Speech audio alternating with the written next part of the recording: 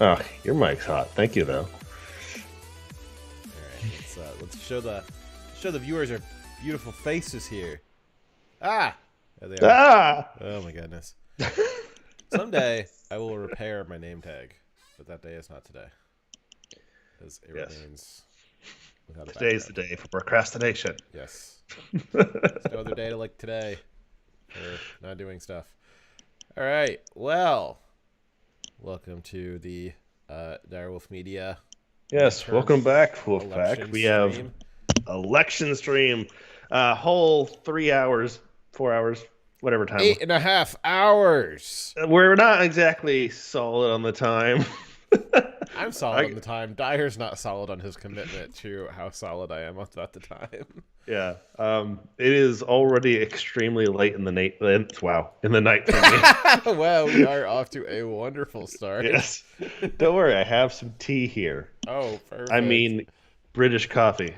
How is drinking dirty water gonna help you wake up, Dyer? I don't know. We'll find out. I have a Rockstar and a White Claw, and I mean, did you see that video of Ted Cruz like slapping a White Claw out of the midair that somebody threw at him? No. Yeah, he was at a rally yesterday, and somebody in the crowd threw a full White Claw can at him, and Ted Cruz saw it coming and got his hand up in time to slap it out of the way from hitting him. And his response on Twitter was, "Thank God the guy had a noodle arm." I mean, I got my beef with Ted Cruz, but that's pretty metal. I'll give it to him. Yeah. Why didn't you just catch it and then drink it just shotgun Well, there? I mean, I think that bullet catching is one thing. Bullet deflecting is a little more accomplishable. So let's give him the credit he's due and not ask for more. So let's start off with just talking to the audience about where we're at currently with the results. We are at this map that is red. That is not the current results, though. Well, that is 250. It could be. We're also at this map, which is hexagons. Yes. There's this map, which is Miami. And also the rest of the states. This map is also Miami. I think you should update because I think that we're more. Oh, that was the House, yeah. So for the Senate right now, we have 40 for the GOP, 39 for the Dems, and looks like no seats have swapped yet for the Senate. Yeah, let me get to the actual. Yeah, so CNN's got the Senate results. Oh no, this might take a really long time to load in though. Yeah, let me get a bigger view of your Skype there. I'm seeing 61 GOP for the House and 26 for the Dems, and 3 seats picked up by the GOP so far, and 2 lost by the Democrats. Is that what you're saying? Your map is very different. Well, I'm trying to pick a map that's actually loading correctly, so there's that. Okay, so CNN, Republicans need 1 Democrat seat to load. Okay. So Senate race. See, I can't tell if so everything's projections right now, so it's a little early in the night, right? So it's 9:08 Eastern. The polls on the East Coast would have closed about an hour and a half ago, roughly. So they should have started counting. You got places like PA where they're at 5% of the count.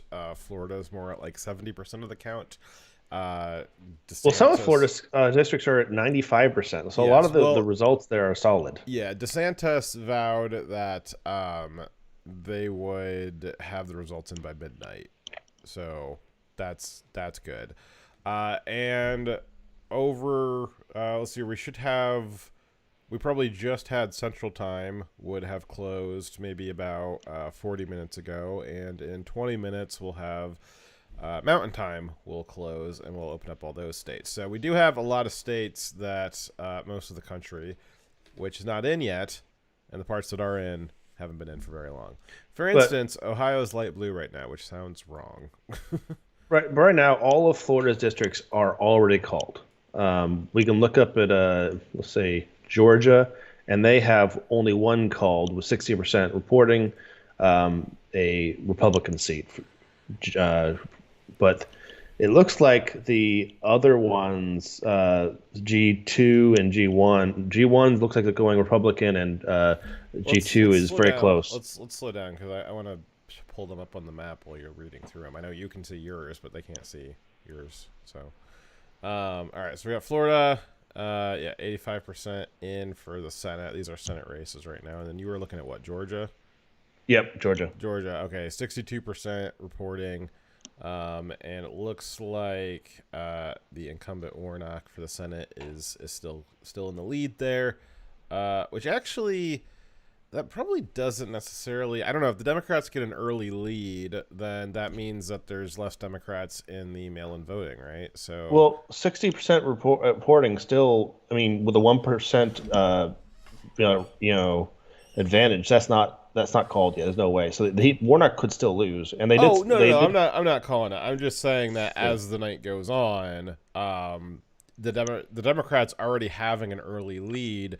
That's not how the Democrats would normally win. They would normally come from behind because they have their mail-in votes and any extra votes. Well, they have actually, on the way. the mail-in votes were already counted. So unlike the previous election, the post office USPS has already said that there is no backlog of votes waiting to be counted. They have already come in. They've already been submitted. They've already been counted. So there's not going to be that big, week long of counting process of letters still coming in. Not there. There will be in places like Pennsylvania, though. So okay, so so all right, and let's see. I guess what's some of these blue counties? How much? It's like Atlanta. Atlanta's already got 66% in, so I mean, they're not going to get that many more. I'm trying to find some red areas to see if they're more loosely counted. Yeah, you got a lot of the red areas. I don't know. It could go either way. It looks like there's pretty even distribution of red and blue areas that have low voting counts so far. So,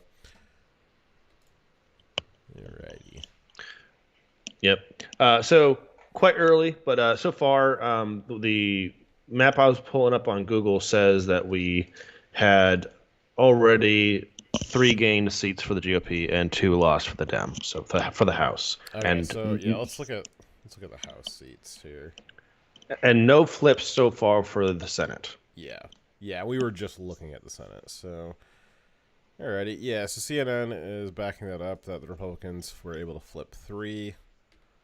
We'll see if they loaded that. I liked how CNN actually shows the seats gained so far plus the ones that were protected. Yeah. So you can see where CNN's got it set up here. Where well, I guess is that how it's set up? I don't know. Because right now I'm seeing just the number of seats that were gained, not the total. Everybody has their own creative way of displaying the progress bar for who's winning and losing. And some people like CNN, they don't provide a key. So I have to guess that the dark blue and the dark red are, I guess, not up for election. I don't know. It's hard to say. Yeah. I don't know if I don't know how to interpret this bar. Like, are the safe Republican seats that aren't up for election, are those also dark red along with the ones that were already called for Republicans? So I think that right now the red and the blue on that map is all the seats that were protected plus the ones that have been won so far, the ones that have been called. The gray is that not called yet and vulnerable. I don't know, CNN. Do better. I mean, I guess, I don't know, they've had a pretty big axe to their staff. I mean, regardless of who wins tonight, we know that CNN was the big loser of 2022. You know who else is a big loser of 2022? Who's that? The Zuckerberg's Meta. Yeah, yeah, do you got the story for that? Yeah, I do actually. So Meta in the last year has had a 70%. Its stocks dropped 71.5%. Yeah, So a massive drop in its stocks by 71.5%. And they announced that tomorrow, which for me is today, they are going to start doing mass layoffs.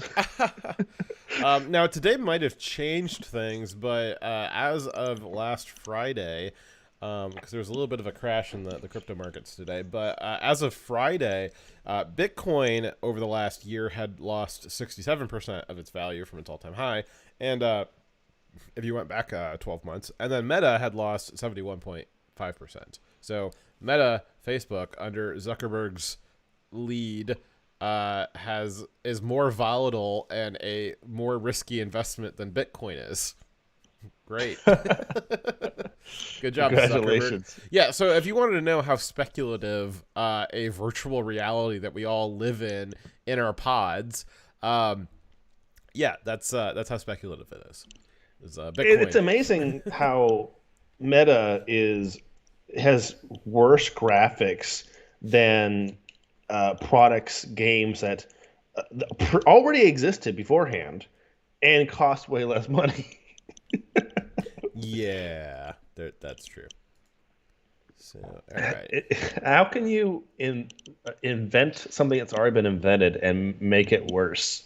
Well, you just rename it. All right. So Well, good job, Zuck.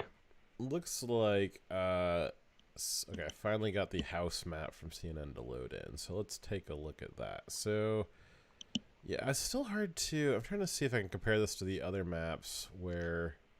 It looks like the Dems they're now reporting have lost 4 seats, but the Republicans have only gained 3. I don't understand how that works. Who'd they lose it to? I don't know. It's hard to say.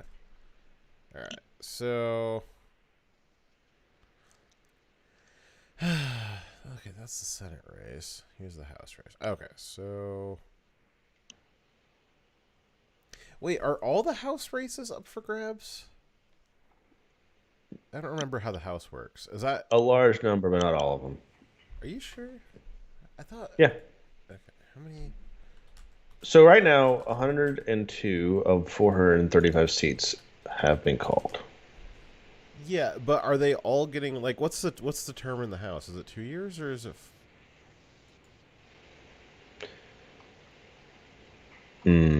I still think it's 4 years, but I'll double check. And then actually, how about you, Chuck? They are 2 years terms. They are 2? Oh, okay. So, I guess yeah. So that's why. Okay, so every House seat is up for grabs then. Nice. Okay. So, yeah. Unless I'm a retard, which is possible. Let's see. The United States Senate, for some reason, has a page on the House of Representatives that House representatives serve 2-year terms. Yes. That's good. Okay. Also, Guam. Their results are already in. Their results were early Wednesday as well, and they elected a Republican for the first time in 32 years as a representative. Good for them. Yeah, I'm just surprised that Guam still exists. That it didn't like tip over when they put all the Marines on it. Yeah, that was a concern. Actually, that's probably like the that playing that video for my AP Gov class in high school was like my first like I don't know foyer into I guess doing a podcast and talking to people about politics. I was talking to my class about it and they didn't believe me, and so then I brought that clip up. Which was not easy in 2009. That was not easy in 2009 to bring up a video clip from the interwebs in a public school. That took some doing. But yeah, I played it and everybody was like, "Oh, wow." So the Democrats are idiots. Yeah. Oh, wow. I didn't realize we were led by such astute scholars. Yeah, I'm still trying to figure out how the Democrats lost 4 seats and the Republicans have only gained 3, and no other party gained, according to That's hard to say. I don't know. Well, maybe like an independent one. I don't know. Well, then they would say other parties would have gained or lost, right? Yes.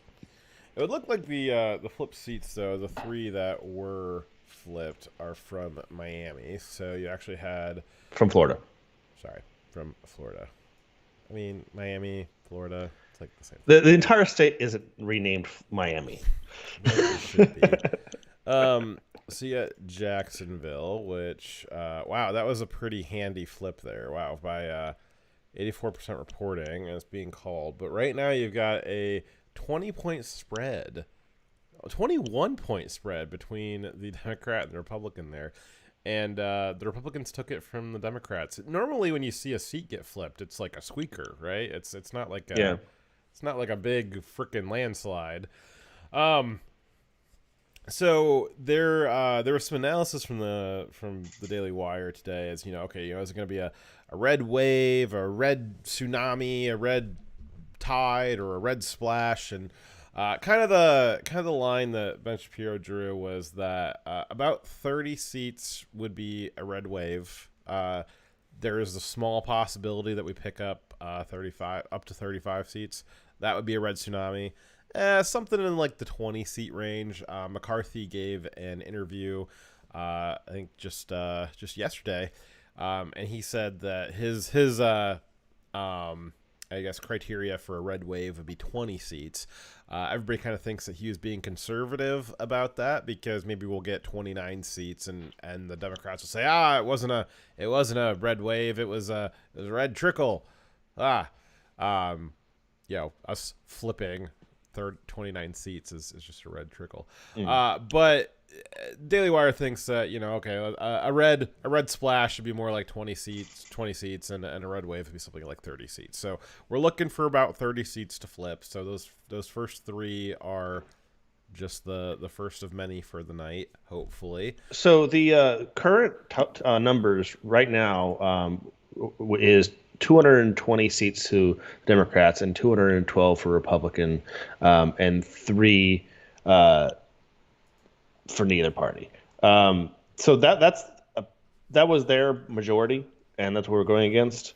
And what the consensus of the forecast, just going off polls, the pollsters are estimating that the Republicans are going to end up with a high level of probability 227 seats at the end of the night, and the Democrats having 199.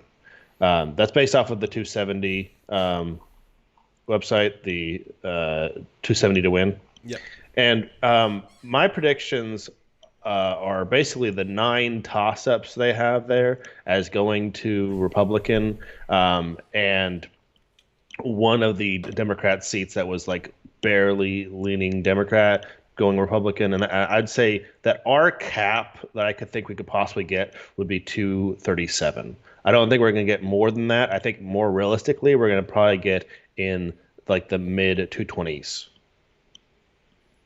That's my estimate. That's my bet. Gotcha. Which, that's enough. So there's been a lot of discussion about what do we do tomorrow with a red Senate and a red House. Well, this morning, Breitbart News, Alex Marlow, he had the probably very sober point that, even though we had this was from this morning, even though we had the whole day to get through, he was anticipating what are our next steps tomorrow when we wake up with a red Senate. And step one is McConnell's got to go. McConnell has to go. McConnell cannot lead the Senate again. He is just not worth anything. And that's got to be step one, is after we sweep tomorrow, is we have what about 60 days until they actually are seated. And during those 60 days, we're going to have to make it known that McConnell, no, you don't get to retrieve the crown. You've had your chance. You blew it over and over and over again. It's time for somebody new. Yes. we need to have some people that get in there and actually are people of action and do something. Yeah, please cue that up for us. So we need Republicans that are going to go and not just like maintain, as a lot of times the GOP, when they get in office, they just stop the craziness from happening. They don't actually go in and reverse. They don't go out and seek justice for the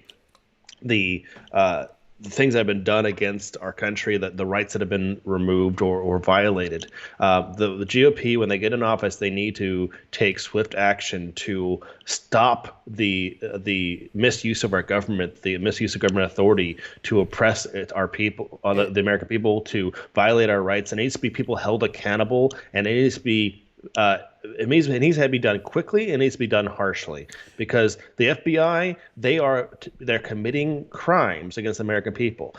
Certain different members of the bureaucracy are the Justice Department are committing crimes. Or what's even worse is not only the crimes they commit, but simply the neglect of the federal government is creating victims. Yes. An example would be like the Justice Department has a newly minted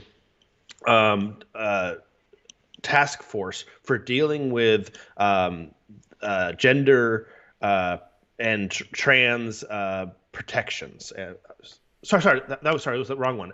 It was a reproductive rights. So like they wanted their task force for dealing with abortion, right? Meanwhile, in the last a couple of years, there's been 82 different abortion pro-life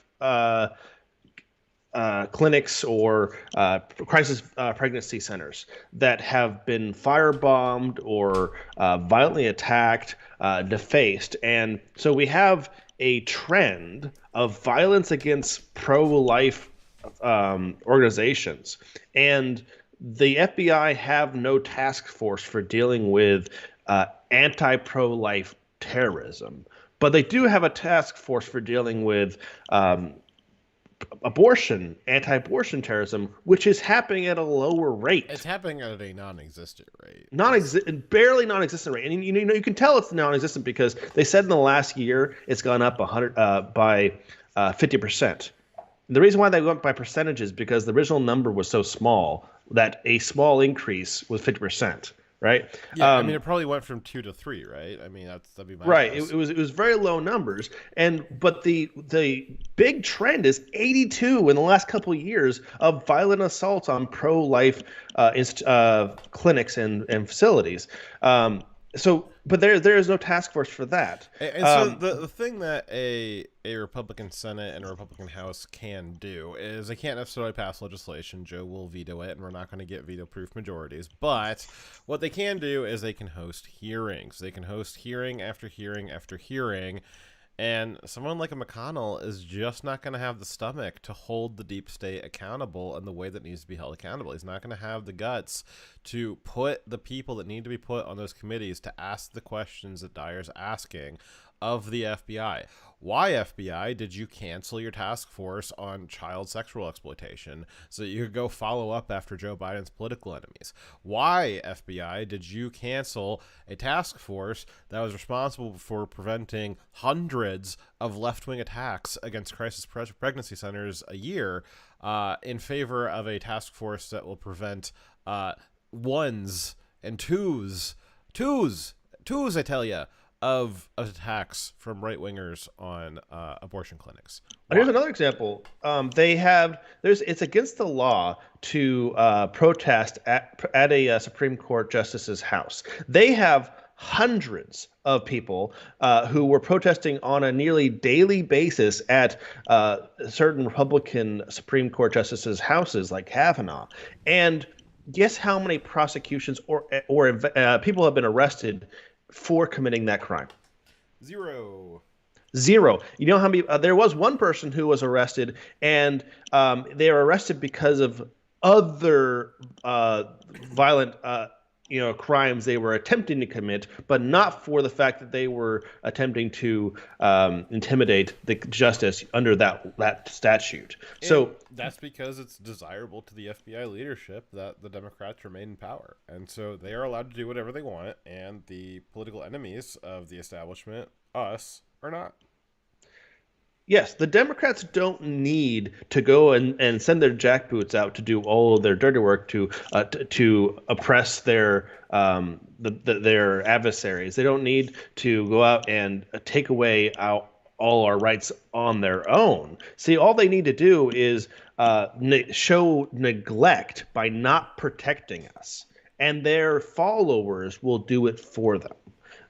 They are allowing the violent crime that is being used to oppress us. So that is one thing that the GOP can do, is to hold them account for their neglect. The fact that they're not following the law, you can and then force them to follow the law. And they do have the ability to impeach some members of the federal bureaucracy as well. Some of the leadership in the federal bureaucracy, they can impeach people and have them removed from their positions because they're not doing their jobs.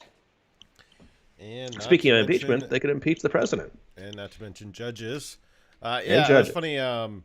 Biden had a speech the other night where he said, the first thing they're going to do is, and then they're going to impeach me. And I don't even know what they're going to impeach me for.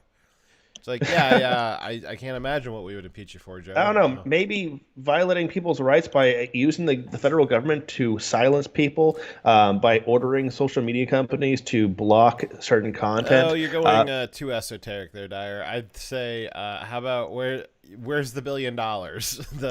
You fire the prosecutor, you get the $1 billion. By gosh, they fired the prosecutor. It's simple as. Pay for play.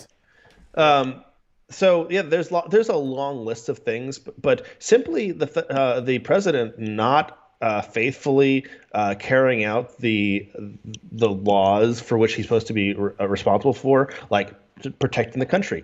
He's in charge of enforcing immigration, and he's not doing it. So he is breaking the law. Now there is this great clip that you have queued up from Al Franken, saying that he's worried about what will happen if the Republicans flip the House and the Senate. And it is one of the least self-reflective comment I've ever heard. Let's hear it. It's the guy who used to be a senator, but he groped a female airman, right? Yes. Okay, I just want to make sure we were talking about the same person. We're talking about the guy who groped a female airman. Gotcha. Who was sleeping, yeah. Understood. Gotcha. I just want to make sure we're talking about that guy. Of course, yeah, but I don't think I'd be for marijuana, because when they prosecute people for marijuana, it's racially biased. We know that. That's a very good reason to legalize it. What I worry about, of course, if the Republicans take over, whether it's by a small margin or a large margin, that they are, first of all, we're not going to be able to pass anything. Secondly, there'll be hearings. There'll be investigations. They'll investigate Hunter Biden. It'll be very toxic. Marjorie Taylor Greene and those people will want to impeach Biden. I worry about it just being very, very ugly. Mm-hmm. And I'm pretty sure that's... That's the most unself-aware thing I've heard from the Democrats. What was it like when Trump was in office? Was it no investigations? Yeah, but he deserved it, right? There was no obstructionist, right? That they were letting us pass things. They weren't just trying to block everything to get their way, were they? No, definitely not. Oh no! So wait, the Democrats did exactly what she's saying he's afraid of. They investigated Trump and the members of his cabinet constantly. They held up Congress and didn't and prevented actual debate on bills because they were spending all their time and money on investigating Trump for things that didn't exist. The Trump Russia dossier was a complete myth, but they spent so much time investigating it. It wasn't just a myth. It was a fabrication by the FBI on behalf of the Democrat Party, on behalf of Hillary Clinton. I mean, it was wholesale fabricated information by the FBI. And that not only needs to be investigated from the Democrat, like investing in the Democrat Party, and people like Adam Schiff and other elected representatives that participated in the farce, but that needs to be investigated into the FBI and specific individuals for criminal referrals to the Justice Department. There was 4 years of investigations into Trump and his allies. It was investigations into his finances, investigation into his taxes. There was investigations into the Ukraine call. Well, it wasn't just the investigations, Dyer. I mean, there was real consequences. That there was real people put in jail for completely made up reasons. You had gosh, I can't remember that one guy who he does business all over the world, and he's a private citizen. However, he agreed that because during his travels with foreign nationals, he comes by certain information. He made a formal agreement with the CIA that he was a human intelligence source, and that he didn't necessarily work for the CIA, but on request he was willing to sit down and speak with them and tell them what he knew about the foreign locations that he was traveling. He was essentially a CIA asset. And then the FBI, this guy happens to endorse Trump. And then the FBI, when investigating, says, "Oh, well, this guy, he's tied to all these foreign intelligence sources," and just completely ignoring, even to the point of the FBI deleting a statement by the CIA saying, "No, this guy is not a foreign intelligence asset. He's our asset, and that's why he looks like a foreign intelligence asset, because he's a double agent for us." The FBI, when reviewing him, they just deleted the part of the email where the CIA said, "Oh, no, don't worry, he's our guy." And then they went on to prosecute him and basically destroy his business reputation and destroy his usability as a CIA asset. Right. They were literally spying on our president. So the thing is, it has been extremely ugly with the Democrats in charge of Congress and when we had a Republican president. It's been very ugly since then. You think that the investigations into Jan 6 has not been anything but ugly? It's been putting people who are not being even accused of any serious crime. The worst crime they're being accused of is trespassing. And in most cases, they were not even doing that, but they're being put in solitary confinement. We have these investigations that are already just ugly and toxic. And they're afraid that if they lose power, that the things that they've been doing are going to be done against them. But see, the only difference is the investigations we want to do into Hunter Biden and into Biden's crimes and the crimes of his federal government have been the Department of Justice and all the other bureaucracy have been committing crimes against American people. They're based off of legitimate crimes being committed, not smears based on lies. Yeah, it was only in the service of power. It was. I'm pretty sure that the Democrats that were going after Trump, they knew that there was nothing to start with, but they were so confident. I think that they believed in their heart that after all of that investigation, something would come up. There's a lot of talk about... It was phishing. Yeah, it was a phishing instrument. A lot of talk about, is Trump the best candidate for 2024? And while that might be a later conversation tonight, you can't say that he's not the most well-vetted candidate in history. All of his dirty laundry has already been gone through. He has nothing left in the tank as far as scandal goes. It's just, you know what you got with him. There's nothing hiding because the Democrats have already dug through it. And they thought for sure that they would find a real crime that they could really pin to him. And after 6 long years, they never found anything. And the problem is that they know the damage that they wrought against Trump, against the federal government, against the country and the people. They know the damage that they wrought against us. And they're now looking at their own guy, Joe, who has really obvious, tangible crimes on camera, just for starters. Up to 4 laptops, I think now, because it was 3 laptops, a cell phone, and a tablet that Hunter Biden has left all over the world like a trail of terrible breadcrumbs. There's now real tangible evidence of not just one or two, but dozens and dozens of extreme pictures of him with underage children that he's related to. If they could do all of that to Trump with something that the FBI wrote up in a fever dream at their creative writing class, what do you think they think's going to happen to them when the Republicans have, well, as you said, you take your pick for reasons to impeach Joe. There's a really long list of them. And there's a really long list of them where you don't have to dig too deep to find the scandal. It's all right there up front. Yes. Innocent people were put in jail and lives were ruined in the investigations against Trump. It is not a victimless crime they committed there. We have General Flynn, who had his life destroyed over completely false claims. And we have the FBI going out and doing false flags. Flynn being an example where they're simply just trying to entrap someone and with, like, you know the story about Flynn, right? Where the FBI went in and questioned him about something, and he didn't realize like the questioning was an actual questioning. Like they said, they just wanted to. He thought they were just talking to him. They weren't actually interrogating him. And they asked him if he met with a certain person on a certain date, and he couldn't remember correctly. But it was of no consequence. The conversation was legal. It wasn't a crime, him having that conversation. He just said the wrong date.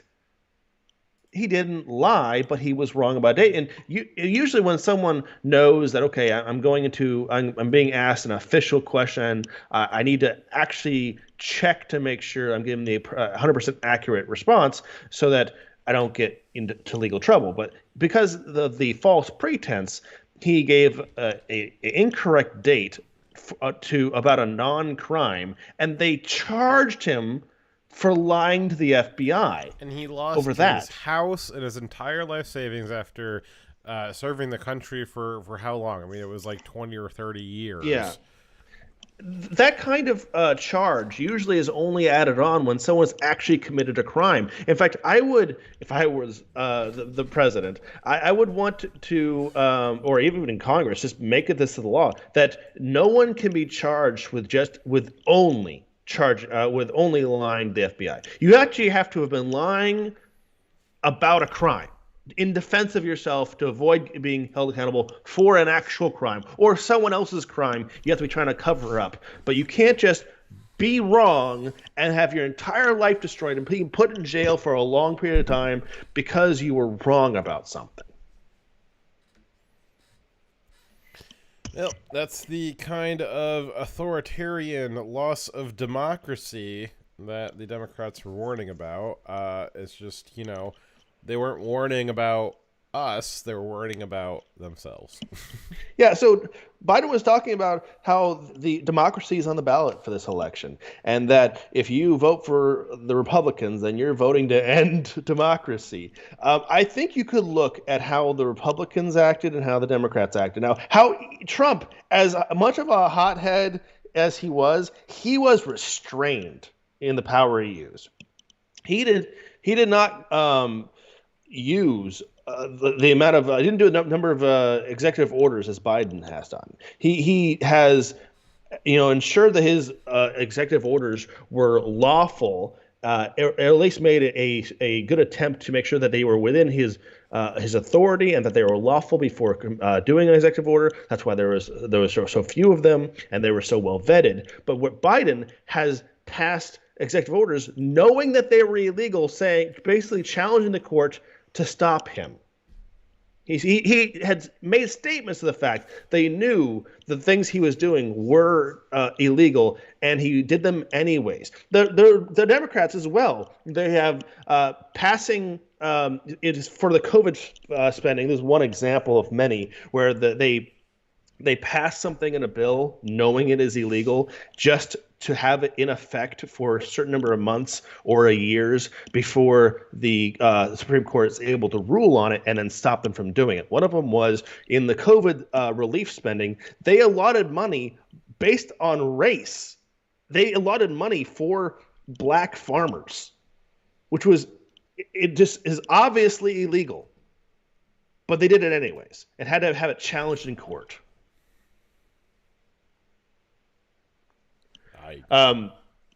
So we have one update I want to talk about Maricopa County. Yeah. So they have the link to pull up for that. Yeah, let's pull it up. So there's been some concerns in Maricopa County. This video is going to apply to some of them, but not to all of them. But basically, a lot of polling stations, voting machines were not working, and for possible various reasons, this guy here is going to talk about one of the errors that was affecting these machines, and these concerns are about 20% of the voting machines in Maricopa County in Arizona have not been working. And I think that this video was relevant because though some of the machines are not working, it is not as bad as it sounds. They just are requiring a manual count. The ballots are still being taken for the machines that are having this particular issue. Let's watch the video. Information to get to. Good morning to you. Number one, these machines have been tested through and through before Election Day. Yes, they have. These are the tabulators that folks are using today at our 223 vote centers across Maricopa County. And unfortunately, we've had some hiccups with some of these tabulators. About 20% of those vote locations, we might have one or two possibly of these where occasionally the ballot will go into this tabulator and it does not accept it. Okay. So what happens is it's spitting it out. Yeah. So so it's running through and it's not being recognized as being tabulated. It's being counted. Okay. So then it comes back out, and then at that time the voter then has the choice to, we can try and run it through again, or they can place it down here in this door number 3. And what that means then, again, they've had their chance, their opportunity to vote, and then they put it into this secure door. And then what will happen with that is those ballots remain here. The ballots that have gone through the tabulator, they sit back here. Okay, so they're in two separate places. So these ballots will be in door number 3 here. And then at the end of the evening, when voting is complete out at one of these vote centers, a bipartisan board, so a Republican and a Democrat, will get these ballots back here to the central count location. And so they will be tabulated here, later either tonight or tomorrow. The tabulation will take place. It's important for your viewers to know that in a majority of Arizona counties, that's exactly how it's done. They don't have this option to actually see the vote counted right there at the vote center or at the precinct. It instead goes back to central count. Well, let's start from the beginning. When someone is putting their ballot in here, how will they know if it is counted, if it comes back out? What information should they look for? What should they look for visually? So they will have the poll worker from Maricopa County helping them and letting them know that in fact that was counted or it was not. So there's someone there. It's not self-serve, right. And they'll be informed of either do they want to run it through again or do they want to place it down? Will you see a message on the screen here saying it's been counted? What does anything like that show up on the screen? Yeah, I'm not sure exactly what that message is going to be, but again, there will be a person there that will let them know, the expert working for one of the 3,000 people that make this election work. What is causing this issue? Do we know? Yeah, so we're trying to determine that right now. We've got techs out there trying to determine the issue so that we can make sure that this isn't going on anymore. But again, the beauty of the vote center system is that if the tabulators are not working at a particular location, of course, folks can put these here. They can go to another location, but once they've checked in, we want to go ahead and have them vote there. Okay, couple questions then. That was, I believe, one of the Republican candidates in Arizona recommended do not go to an alternative polling locations because once you've checked in, if you then go to another location, submit a provisional ballot, you will now have been checked into 2 locations, and that will likely cause your provisional ballot to not be counted. It would at least bring it up for scrutiny. So this was actually bad advice for Yep. whoever this guy is. So a lot of there's other videos out there of people being turned away from polling stations, being told that none of the machines were working at that polling station, and that was very concerning. And this very much likely is still going to be a huge problem for Arizona, though. If this guy is saying that the machines, even if they're not broken, you can still take the vote, why were people being turned away from the voting centers entirely? That needs to be investigated immediately. Exactly. And I'm very concerned by the fact that, okay, 20% of machines failing is not a small thing, and it seems like a thing that should have been caught when testing and developing these machines. Now, I don't know of how what else is in this video, but I did hear about the story earlier in the day, and one of the suspected reasons that the machines were failing is actually the Scantron card was not printed in a way that was proper. The ink must have been running low because a lot of them were fuzzy. They weren't sharp prints. The barcode and I guess orientation bars on the edges of the Scantron sheet were in such a malformed way that the printer didn't do a good job of putting the ink on the paper, that the machine couldn't orient itself, and that's why they were failing. So it wasn't necessarily the problem with the scanner; it was a problem with the ballot printer. And I saw pictures of a lot of the ballots were very, very fuzzy and poorly printed, as if the printer that made them was running low on ink. And that's also a major fail. Why? Yeah, why did as soon as they came off because those ballots would have been printed, weeks ago. So why after they came off the printer did somebody think, oh yeah, I'll just put these in a box and ship them? No, you immediately dispose of them. And then say, hey, we need to replace the toner cartridge. Yeah, you don't try using spoiled ballots, right? Yeah, so I have a funny story about that. So I voted in person this morning. I had a similar Scantron card that I fed into a similar Scantron machine. And after I checked in, I had a quick quiz on did I know what my address was, and being that it was 6:30 in the morning, I almost didn't. But I did pass that poll test, even though you're not supposed to poll test, especially not Fox's. And so they handed me my ballot, and there was a chunk missing out of the bottom of it. I was like, what's this? And the guy who handed it to me said, oh, don't worry, it's okay.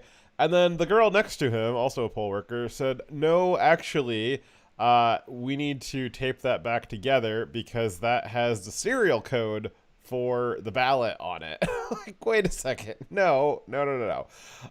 That's concerning to me that not just like a corner of the paper, like the white space got torn, but like a critical part of the ballot was torn, the serial number. And so I asked her, I was like, do I have the right to request an unspoiled ballot? And she thought I was joking and kind of laughed it off. And she said, it's okay. Like, we'll just tape it back together. Like, it's not going to affect anything. And I said, no. Do I have the right to request an unspoiled ballot? And then she realized I wasn't joking and goes, yeah, you do if you want. I'm like, yeah, let's do that. Why don't we get me a brand new ballot that's not torn in half? Like, so it wasn't even just that it was, like I said, it's not just like it was a corner that was torn off. It was like, obviously a critical enough part of the ballot. She said, no, we need to tape that part back together. Like, wow. What did you... We'll take a quick, aside from the election. There is some great news. The war in Ukraine is over. We have won, because, yes, our troops are on the ground, so we have won. Sean Penn has just given his Oscar to the president of Ukraine, and that is going to save them. That is the trump card. They have won. My question I have is, who is Sean Penn? I don't know, but he gave an Oscar. Somehow he stole an Oscar for someone who probably earned it. Whose wife did he have in his mouth that he slapped for that thing? I don't know, but he must be as far as I understand, I have this on good authority that Sean Penn is a career thief who stole it stole that Oscar and has now given it to Zelensky. And Zelensky is going to use that Oscar to win the war against Russia. All right, we have that's a fascinating story. Very heartwarming, touches me in a deep place. We actually have some other breaking news here. I'm happy for Zelensky and Ukraine and that the war is over. We have some other breaking news. So tonight I was participating in my local politics. As fascinating as the national politics is, I decided to get involved in some local politics, and I went to our some representatives from our city tonight, along with my neighbors, and we gave some heartfelt and compelling speeches to the city planning board in an effort to stop them from putting a projects right next to my freaking house, just a giant projects development of low-income rentals that they swear up and down will not be low-income rentals. And my boyfriend, he stayed at the meeting until it was over, and I think he has some news as to how that turned out. So, how did the City Planning Commission end up voting on the resolution to put projects next to my house? The City Planning Commission voted 3 against, 2 for. Speaking went on for another probably hour after you had left. Wow. More people speaking. The developer came back up, and then they finally voted on it, which none of them even seemed to vote on it because it took forever for them to actually second the movement to vote on it. And then finally they voted 3-2 against. Wow. So that's pretty crazy. I'm actually a little taken aback right now because I was expecting us to get railroaded on this. So, hey guys, it pays to get involved in your local politics because you can have an impact at the local level. And again, as fascinating as the macro environment is, as the national environment is, as awful as it is that Joe Biden's policies have affected me in my daily life and trying to buy eggs and gasoline, there's a lot more issues that affect me day to day in my city, like having a low-income projects being built next to my house, or the other project that the city is working on is cutting a canal through the street that my road connects to. I'm just getting it from all sides here, guys. But yeah, no, that's great. We've basically been working, my boyfriend and I have been working with our neighbors for the last almost 3 months now. We've been having meetings every week, talking with each other, coming up with ideas and strategies, talking to the city, seeing what their positions were on things, doing our own research, etc. And we went tonight to the Planning Commission to put a stop to voting yes on this proposal, and it sounds like we were successful, Yes. which is Awesome. I'm actually pretty surprised about that. They got a standing ovation when the vote came out that, hey, they voted against it when it was all tallied as, all 5 of them. Dude. We gave them a standing ovation, and everyone's yelling, thank you, like, all this stuff. So, yeah, it was a wonderful experience to be a part of that. And it just shows that if you don't get involved in the stuff that is around you, stuff's just going to get pushed through. That's what would have happened then. But we all got together. We pushed against it. We spoke our minds peacefully. We peacefully protested. And here we are. Actually we got the results that we want.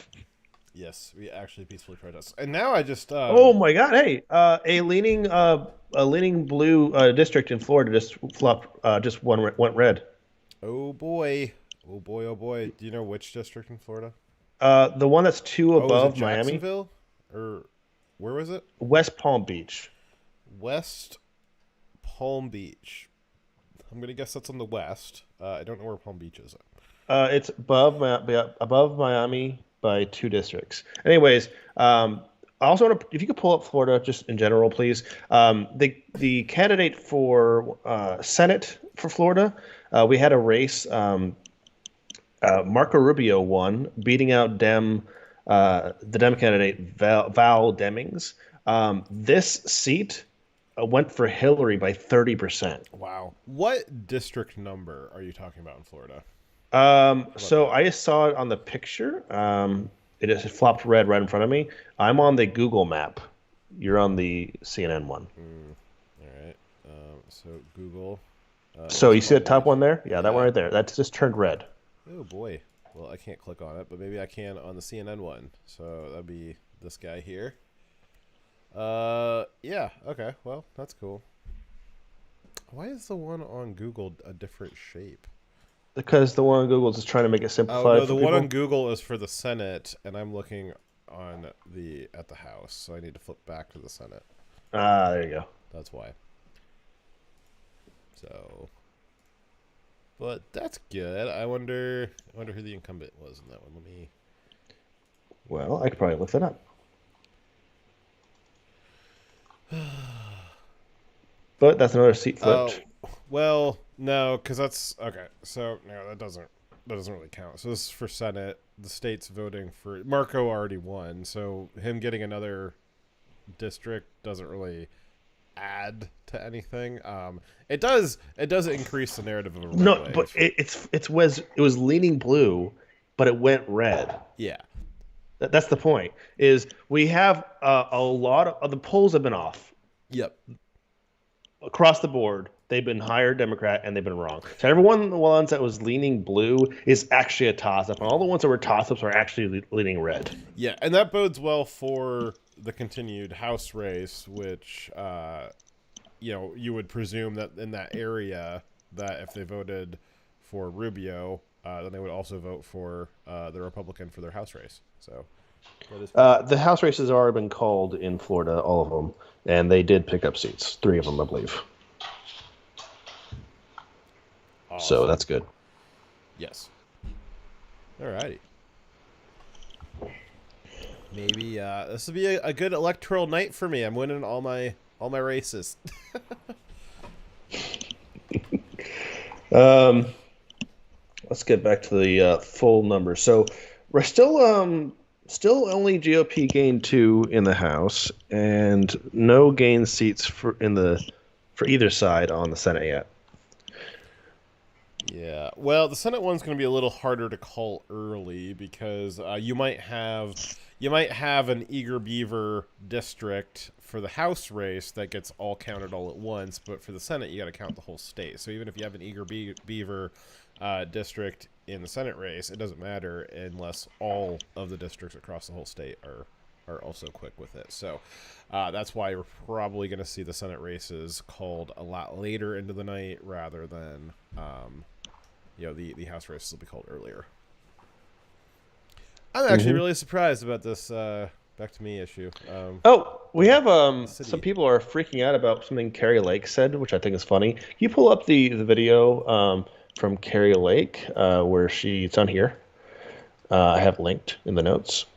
So Carrie Lake, in a recent interview, told a reporter that she was going to be their worst fucking nightmare for the next 8 years. I think that's awesome. I want to just follow. Who are you? Chris Van Cleave from CBS News. I want to just follow up on his question. If I may. If Donald Trump announces, as expected, to be president, and you win the governorship of Arizona, you're likely to be talked about as a VP candidate. Do you plan to serve your entire term in Arizona, or are you open to being the VP? Are you new covering this race? Because we've talked about this before. We've talked about this. I've answered these questions. I am going to not only be the governor of Arizona for 4 years, I'm going to do 2 terms. I'm going to be your worst freaking nightmare for 8 years. And we will reform the media as well. We're going to make you guys into journalists again. So get ready. It's going to be a fun 8 years. I can't wait to be working with you guys. For the people who are watching. That's hilarious. So they keep trying to just that question actually was an insult. They've been trying to in the media there say that she actually isn't running for governor and that you shouldn't vote for her because what she's really running for is vice president, and that she's going to actually abandon her post as governor and go join Trump to run in 2 years. Well, I mean, that's better than Stacey Abrams, who is running for, Emperor of the Universe in Star Trek. So, I would say that running as a resume builder for the vice presidency. It's funny because they used the vice presidency line on like 3 other candidates because they've been using it on DeSantis and one of the other governors as well.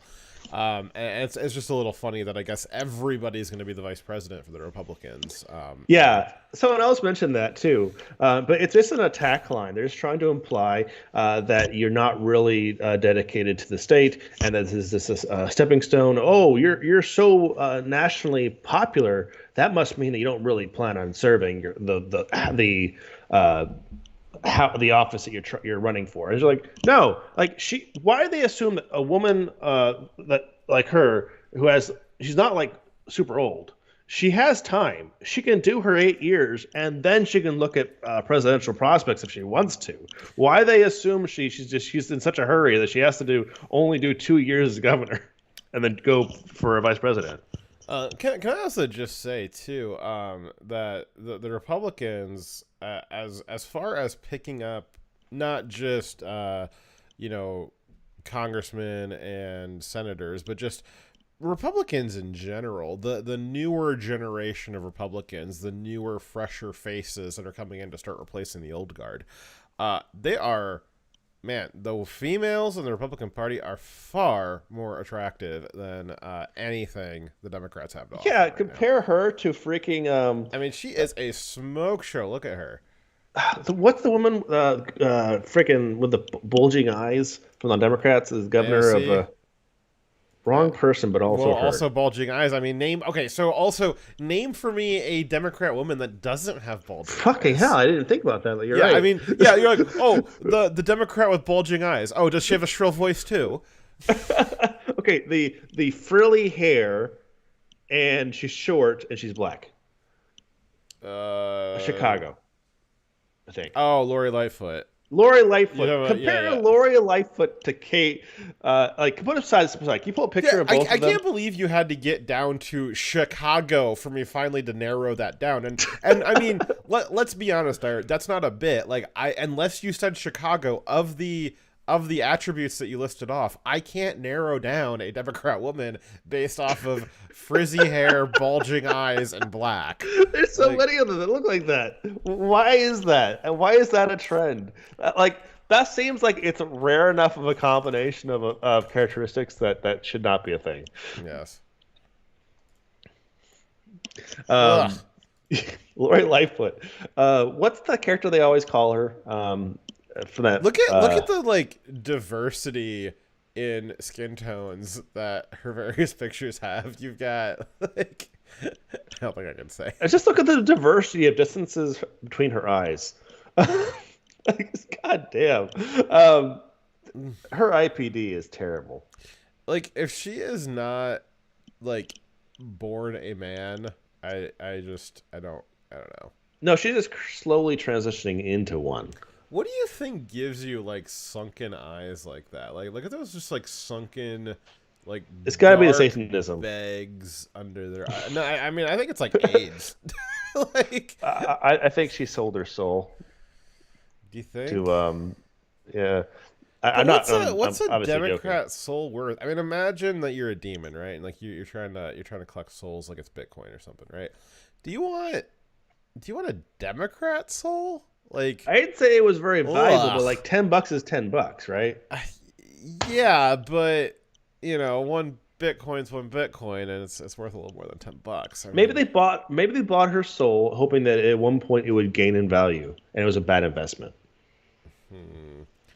She looks. Her eyes are if I don't know what animal he is, but that character from Ice Age with the far apart eyes, it's that thing just. You mean the sloth? Yes, that thing just put a human suit on, and it's if you pull off the mask, it's just it's Sid the sloth. Yeah, it's Sid under there.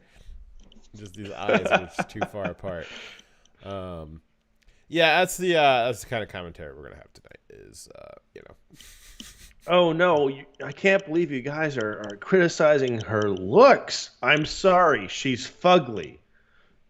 She's also a bad leader.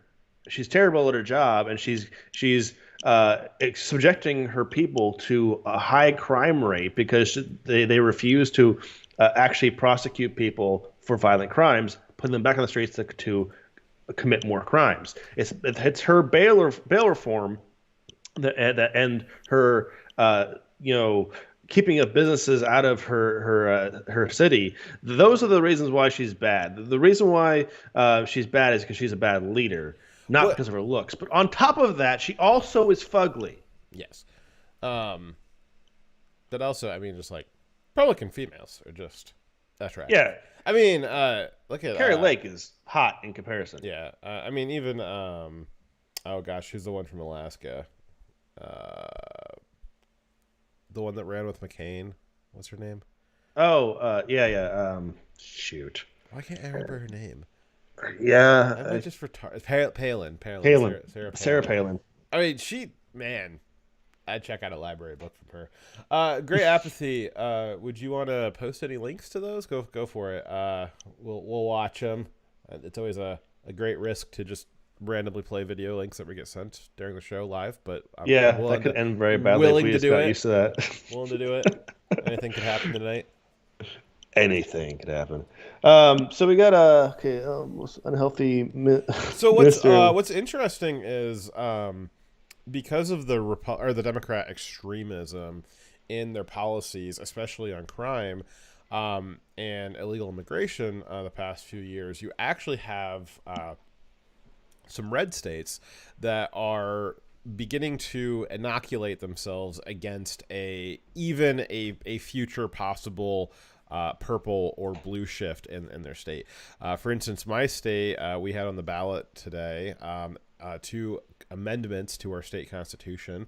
One of them basically the way it works right now in my state is that bail is set by the state Supreme Court for particular crimes, and it's inflexible. It's set at a specific amount, and the judges have no flexibility when setting bail amount. The amendment amends that and basically says that the Supreme Court can now set a floor for bail. So the bail can't go less than the floor that the Supreme Court sets. However, the judge is now free to take into account the specific circumstances of the crime and the specific criminal history of the defendant and add more money to the bail. That is an inoculation against the just insane types of quote-unquote bail reform that places like Chicago and New York have enacted over the last few years. A second issue that we had that was also an amendment to the state constitution was preventing cities from allowing non-legal residents from voting in city election issues. We've seen this in New York and in California, where you have some cities that are saying, well, even if you're here illegally and you're not allowed to vote in a national or state level election, you can still vote on city issues. Happens in California right now. Yeah, you can still vote on city issues. And if you sign up to vote in a city issue and then you just happen to accidentally be on the voter rolls for a national election, then oops-a-daisy, who could have seen that coming? Well, my state said, no, even if it is just a city issue, we don't care if it's for dog catcher. If you're a non-citizen, the city is not allowed to authorize you to vote in the election. So we basically have just knocked out that as a future possibility. And those sorts of things, getting those embedded into the state constitution while you have a red state, maybe you think, well, my state's been red for 50 years. It'll probably be red for 50 more. Yeah, but it might not be in 60 years. So doing stuff like this will start making sure that states that are red now, even if they slip due to relation change over the course of generations, even if they slip, we're getting embedded now deep in the law that no, we are a country of citizens, of legal citizens. No, we are a country where crime is punished and you don't just get to walk away scot-free because, well, we wanted to have bail reform. We wanted to be more fair. We wanted to be more equitable. No, these are great, and more states need to start doing this. And it's because, again, thanks to the radicalness, the insanity that the Democrats have done to their own states, the labs of democracy, as they're called, these little labs of democracy. And my state got to see the cesspool of a lab that California and New York have become due to those policies, and they said, no, thank you. We would actually like the opposite. While you're talking about what's also on the ballot, you should jump down to the section I have highlighted right now so we can talk about some of the other things that are being voted on. It's not just people being elected right now. There are actual bills being voted on that will change some pretty major things for some states. So, for example, you were talking about voting rules. We have Connecticut and Michigan are both voting on changing how voting is done in their states. In Connecticut, voters will be asked to approve or reject the allowing of early voting amendment, which would can you move your which would change the state constitution to permit General Assembly to provide for in-person early voting. So that would mean you could go to a polling station before Election Day and vote early. How do you feel about that? Sorry, I was not listening to you. I was looking at, we just picked up 2 additional seats that flipped from Democrat incumbent to Republican projected to win. Apologies. Nice. Okay, so most states have in-person early voting, but Connecticut joins Alabama, Mississippi, and New Hampshire among a small handful without it. So my state has in-person early voting. I think that a limited availability of the week before of in-person early voting is fine. For instance, today, due to my job and responsibilities in my community to go present to the city council and then just go to work, and I'm a very not to toot my own horn, but I'm pretty important in my work. They very much rely on me. It was very touch and go whether or not I was going to be able to make it to the polls today. I obviously made the effort and made sure that I made time to get to the polls today. But I did consider using the in-person early voting that my state offers, and I think that that's fine. I think that there's a big difference between in-person early voting and no reason mail in. There's a big difference. And again, it's because the in-person early voting, the security measures around that are going to be essentially identical to the day of in-person voting. Yes. Now, there is opportunity for fraud in that environment because, well, what happens overnight when those ballot machines, like for instance, mine is in a what is essentially a dead mall where over 50% of the stores are closed right now. So it's a dead mall. I don't know, actually. I maybe that's a question I need to answer for myself next year. I don't know what happens overnight when we did in-person. I think it actually helps us with avoiding what happened in Arizona today. I think if you have limited, like no more than a week, availability for in-person early voting, you get to have all the security measures. Like these ballots right now, they're being stored overnight with security, right? The same thing would have to happen for the rest of the week. It's just going to be more of the same. But yeah, it gives you a chance to test, to dry run some of your machines, right? If there's a problem, it's going to be discovered earlier. And instead of it being discovered at the most critical moment where it affects the most votes, I think that this will give us fewer points of failure and better flexibility for dealing with problems with the elections. And it also completely diffuses all of the arguments for why we need to have the mail-in voting, because you are giving people the availability for them to work with. Like, some people, they can't do it because of their work hours. Okay, well, we've given you an entire week, including a weekend. You should be able to find a time within that period to come vote, right? So I think it diffuses the arguments against for the need for mail-in voting, and then we can do away with that unless you have a good reason, like your military currently overseas. That's not a good reason. No, it's a great reason. I think you can get your ass on a plane and get back to your state. I cannot get my ass on a plane. Lazy bastard. Good for nothing. But that should be rare. That should be a rare case. And I think that in-person early voting limited is a good idea, because it would have stopped what happened in Arizona today, and this chaos of votes not being able to be counted. And your point about military absentee ballots and things like that, the Democrats' response is, well, we've always had absentee ballots, and we have always had absentee ballots for very, very specific reasons, and very limited specific reasons.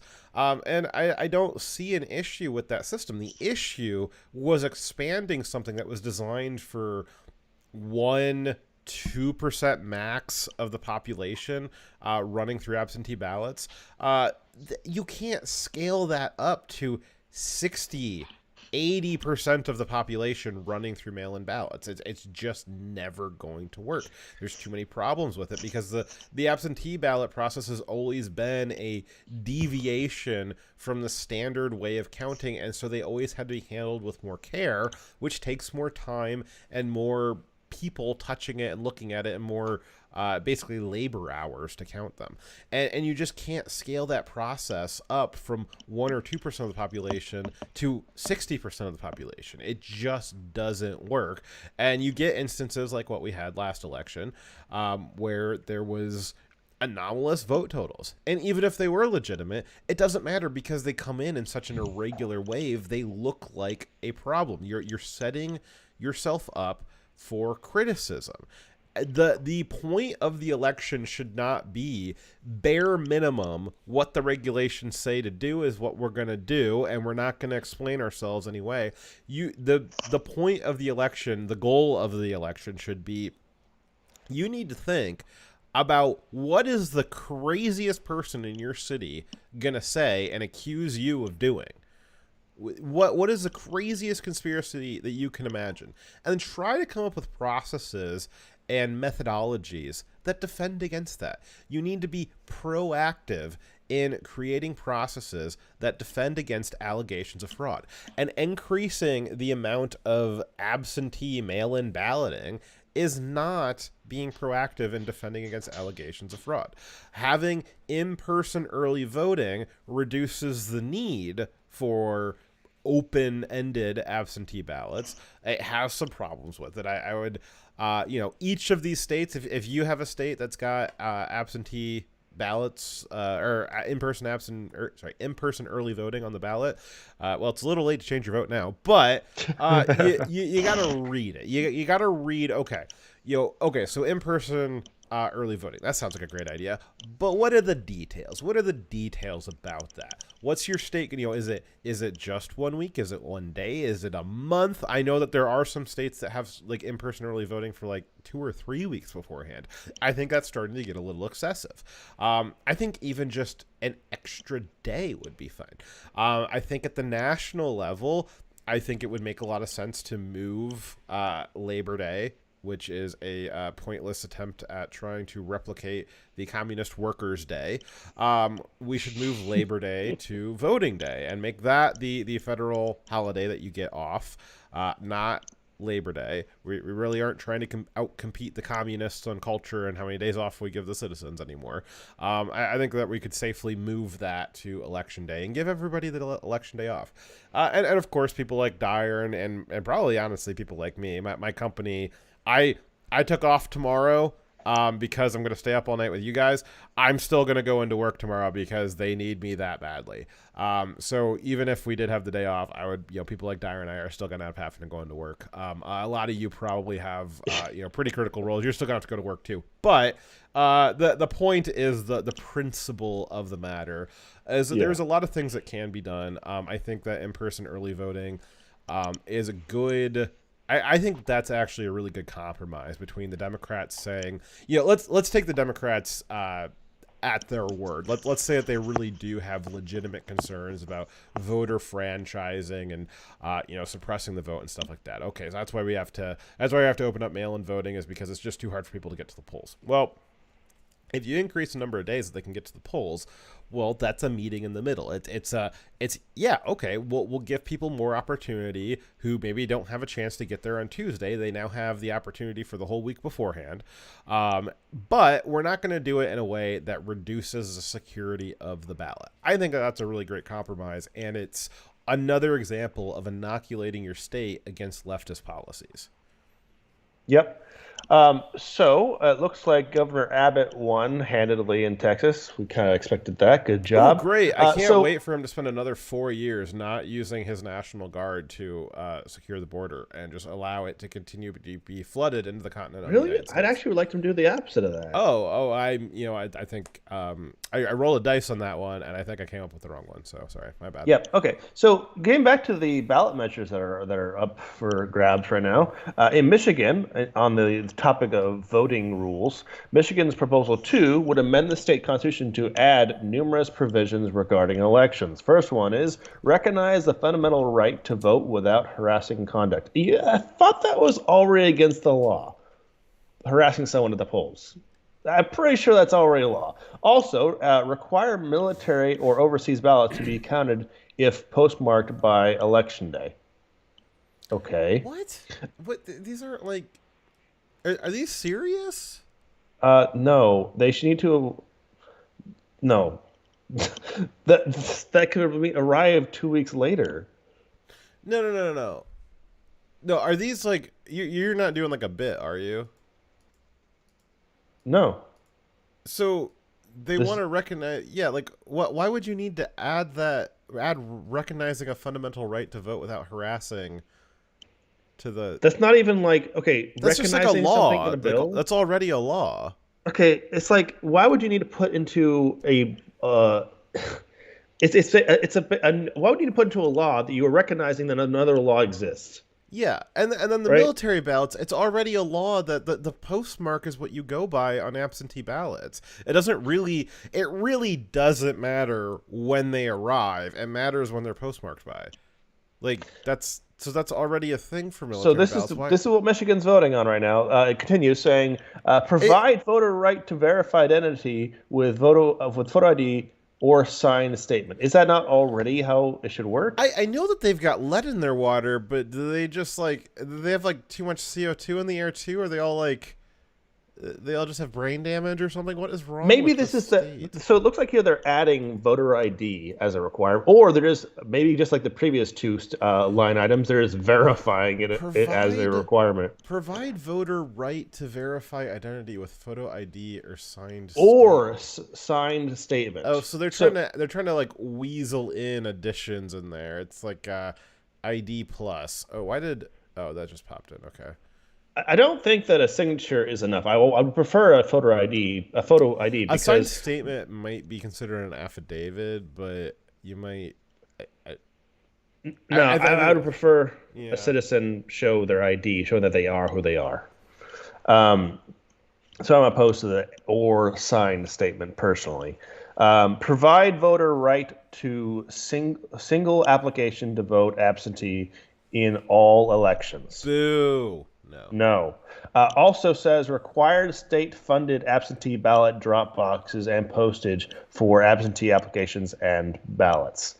Then also provide that only election officials conduct post-election audits. Why? Okay. No. So that would block out lawyers and watchdog groups. Yeah, that's not okay. Yeah, so That's that's because that's an attempt what to if block they are the out. ones that are the problem, right? Well, and that usually is the ones that are a problem. So and it's unfortunately it's just a lot of kind of sweeping generalizations. But your poll workers are either going to be old people who aren't going to be typically are not going to be like super spry to like catch on to like funny business, or it's going to be younger people that lean left, because younger people that lean right like me have jobs to go to. And I have considered and maybe I will next time becoming a poll worker and actually fully taking that day off and actually doing some of my civic duties. I probably should, but a lot of people just don't have that kind of luxury. While I am very valuable at my job, I also have a lot of luxuries that when they don't need me, I can be pretty frivolous with the amount of time I take off. So, but not everybody has that. So it's tough. The poll workers are just known to skew left. The left has a lot of nonprofit groups and even for-profit groups like Facebook that have campaign worker drives to get specifically targeted Democrats to go be poll workers. So, Okay, I figure out what's going on here in Michigan. They put a whole bunch of stuff in there that's already codified in law as a distraction to hide you from the things I just highlighted. These are the changes that are the nefarious ones. First off, screen here. the Michigan is saying that you don't need an ID, you can just do a signed statement. That's watering down the security. Second, they're saying that basically no outside group, only the state's officials who run the elections, who are probably the ones who are, doing the funny business, the ones who are doing the corrupt things that need to be investigated, they're the only ones that can do audits on vote counts, thus insulating them from being caught by other organizations. So to explain why that's a problem, I can give an anecdote that the server team for my corporate IT group, they're responsible for ensuring that my servers are functioning correctly because they're the server team. And when my server went down last week, and it was verifiably a negligence on their part, the server team did an investigation into itself, and they actually determined that it was no one's fault.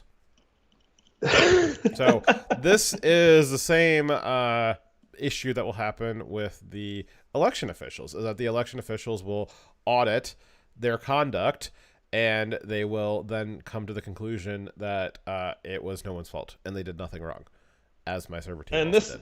next one, now it's very smartly worded. It says allow donations to fund elections. Hey, do you know, Fox, are you allowed to just donate money to the government? You can overpay your taxes. You can overpay your taxes, but you can't just donate. Call up an organization and say, I want to donate $20 towards my election office. That's not what they're talking about here, because you can't do that. What they're talking about here is organizations, GMOs, that are working on elections, like get out the vote efforts, or you mean NGOs. Sorry, NGOs? What did I say? Yes, NGOs. God damn it. Also, I have the script up on the screen right now, so people are watching you type this wrong. Yeah, I know. I can see it too. NGOs that are doing like collecting people's ballots and stuff like that. Didn't Facebook get in trouble for that last election, and that just never went anywhere because they were like, weren't they like providing shirts and like travel expenses to like election workers? Right. It was like I don't it remember just that never story. went anywhere, even though that's like obviously illegal. Because like they're not even an NGO; they're a well, maybe not this year. They were a for-profit company. This would be any company or political organization or NGO that is doing things related to the elections. There's a lot of volunteers, poll workers and such. They're not the government, right? Correct. Them collecting money for their work on elections is a conflict of interest, because now they could have a benefit. They could be, it could lead to corruption if they're getting a benefit for the votes they're collecting or helping to support. So that I very much suspect there's a lot more to that line item that's very objectionable. Next one is to require canvass boards certify election results based on the official record, only on the official record. So what if the official record is incorrect? What if the votes were counted incorrectly? They're going to only go off of the official record. That was the problem that we had with the 2020 election, was that they were recounting the counts that they already counted. So like, yes, basically the canvas is all the districts say, okay, here's our vote totals. They then send all the vote totals from all the various districts to some kind of centralized vote tabulation group, and then that vote tabulation group just adds up all those numbers. And then when they're quote unquote canvassing, they're just recounting all the same numbers that they already counted. They're not actually going back and rerunning all of the ballots through the counting machines. Multiple states last election had their official record was incorrect, and with the auditing of the votes, actually going through the actual votes and recounting them, found that they were very far off. And if they're saying now, it doesn't matter what the votes actually were, whatever the official record of the count was, is the count. that's messed up. Huh. Because the official record can be wrong. It And they're saying is. we don't want anyone to come by and invalidate an election in Michigan ever. It'd be basically impossible to invalidate a Michigan election by doing an audit of the votes. As it should. I mean, as it shouldn't be. Looks like we picked up 5 seats now in the House. That would appear correct. Let's see here. We're looking at some other. Yeah, it's so weird. So like, it was The Guardian. They have the Democrats as -3 and the Republicans +2, which I guess is +5 to Republicans, but I don't understand their reporting methodology. It's very weird. Yeah, I was talking about earlier. I don't really understand how they get the +2 and -3. You think that they should be the same number, just Yeah, like I would imagine, like, okay, Democrats currently have 55, the Republicans have 94, and then in the middle it would have like a 5 that was pointing at the Republicans. Like that's how I would build that metric. But yeah. I'm just a web developer. What do I know? We're gonna close out of The Guardian because their thing is such a mess. I can't interpret it. Right. Siemens isn't much better either. See if the 538 projections have changed yet. No, 538 is still projecting 59 in 100, so a 59% chance that the Republicans win any kind of majority in the Senate, which is good. There is a 2% chance that the Republicans win 56 seats, which would be great. But it looks like pretty likely, and this will likely change throughout the night as possibly some of these Democrat seats flip over to Republican. That the Republicans are going to win the Senate, which would be great. And after that, they will need to do what Breitbart said, which is immediately do not reelect Mr. McConnell. Or yeah, is it McConnell? Yeah, that's what I'm thinking of. The turtle should not be reelected as the head of the Senate there. Mm-hmm. So, Nevada also has a bill that's being voted on related to voting rights. They have question 3. In California, they're called propositions. In Nevada, they're called questions. Is a proposal to amend the Nevada Constitution to allow for open primaries and ranked choice voting. If passed, the measure would return the general election ballots for 2024 and then, if approved again, would amend the state constitution to change election rules. The state legislature also has until July 1st of 2025 to adopt implementing legislation, and the changes would take effect in 2026 election cycle. So, the ranked choice voting seems to be something that's like sweeping the nation. I blame CGP Cray for that because he made a really great video explaining the benefits of ranked choice voting like 10 years ago. Yep. And this is a massive failure of the Republicans, both the Republican Party and in conservative commentators, to not explain what and how ranked choice voting works. Ranked choice voting, I think, could be leveraged most beneficially by Republicans and by conservatives.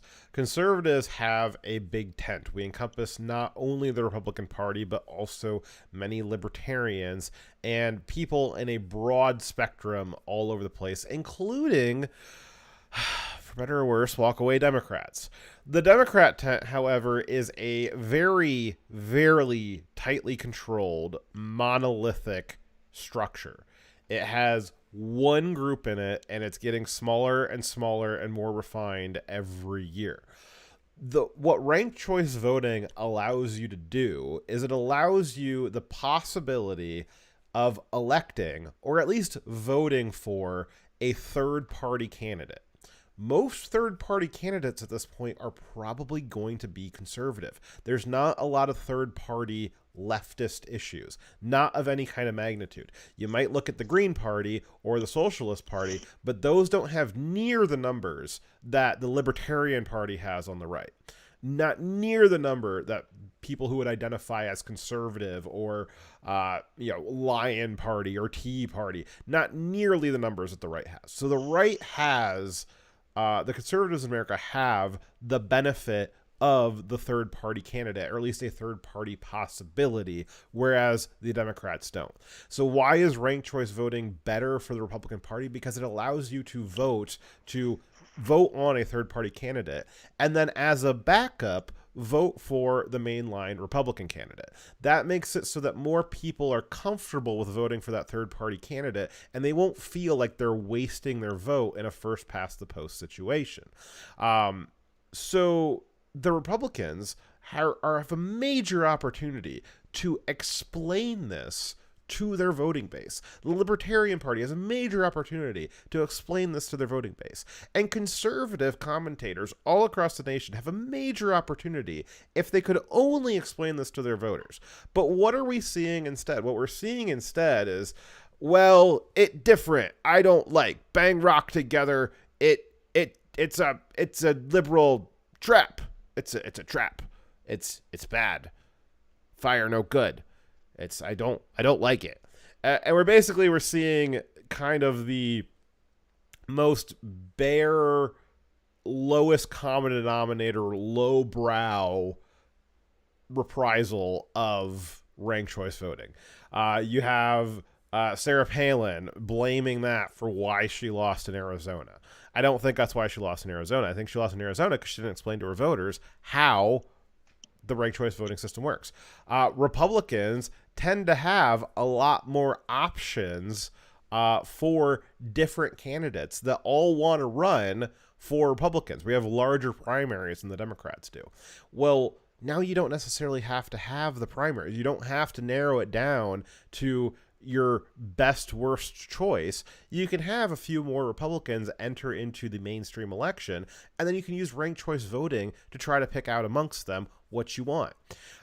It has a lot of benefits, and I'm not going to be able to go through a full explanation of it here, but Nevada, a purple state, I think that purple states, if I'm a Democrat in a purple state, I hope to God the conservatives don't figure out how ranked choice voting works and get it engaged, because ranked choice voting is how you get a purple, very evenly split state.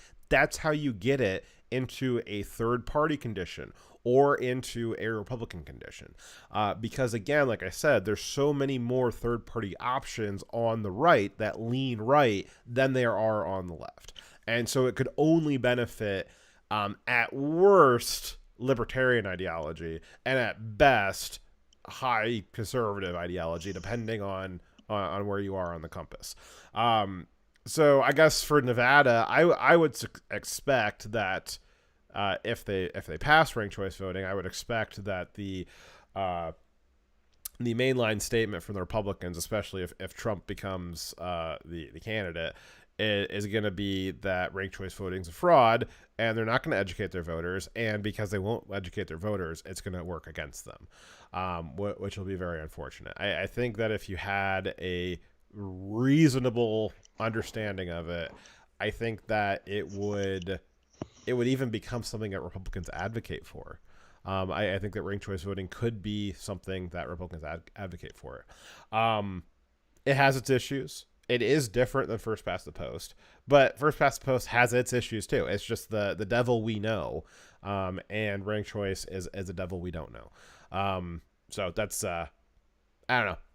I guess I don't know whether Nevada should or shouldn't. It depends on what the Republicans do with it. If the Republicans want to just say, "Oh, this is fraudulent," and your votes in Nevada are rigged, and that will suppress voter turnout on the right, then voting for ranked choice is probably a bad idea. If the Republican Party is going to say, we're going to make the most of these rules, we're going to educate our voters, we're going to offer to have kind of a co-runoff with the Libertarian Party in Nevada and say, hey, we'll tell our guys that if you're voting for the Republican mainliner, make sure you put the Libertarian as your second choice.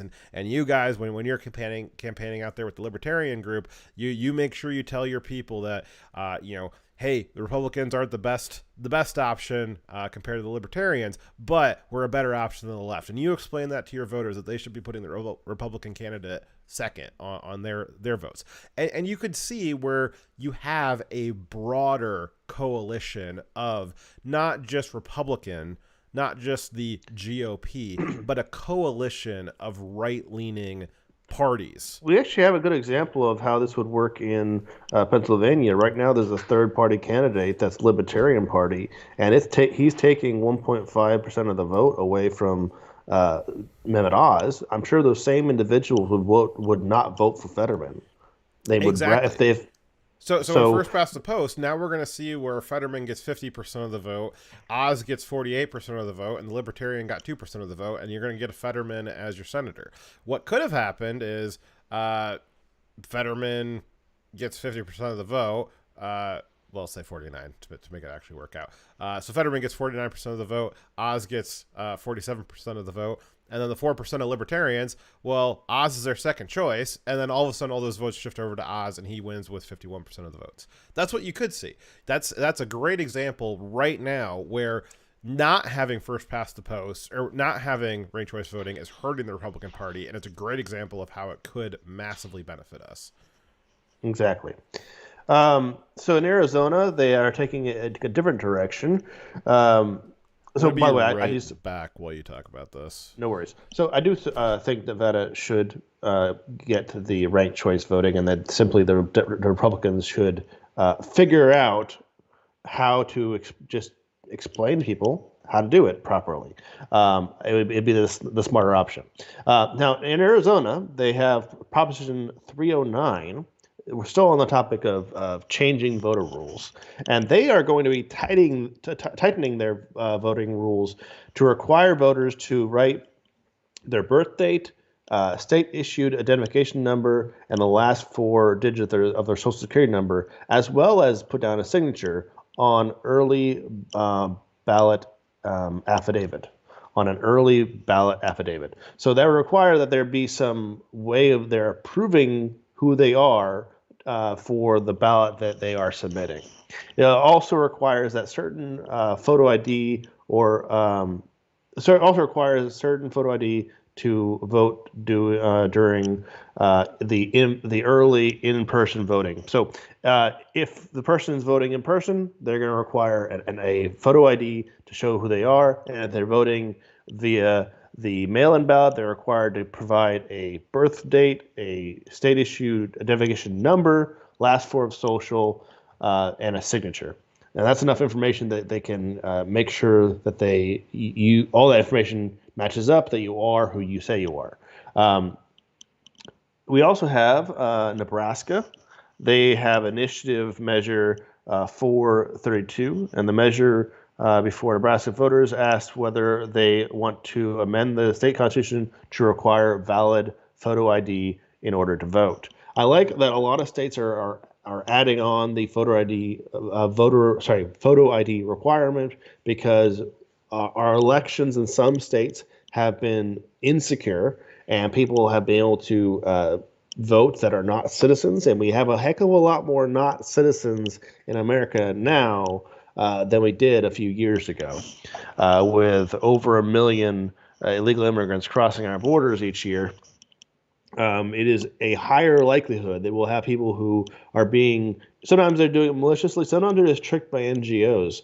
We have Democrat NGOs they intentionally try to convince people. They lie to illegal immigrants and tell them, yes, it's totally fine if you vote in the election. It's no big problem at all, because what they're hoping is it doesn't matter if that person goes to jail for fraud later on, because once that vote's been counted, it does usually we don't reverse an election, right? We're not going to go back I think we should have. Biden shouldn't have been elected, because I think that the actual counts would not have actually had him win the election. But as it turned out, those fraudulent votes, they counted. They resulted in them declaring a winner, and no matter what happens with the fixing of the counts later on, when people who shouldn't have been voted, their votes are no longer counted, is not going to undo the election. They're not going remove the president because I think that it would be far too chaotic and too much of a problem for the people in power. So they're just going to go with it. So all they got to do is get that vote in.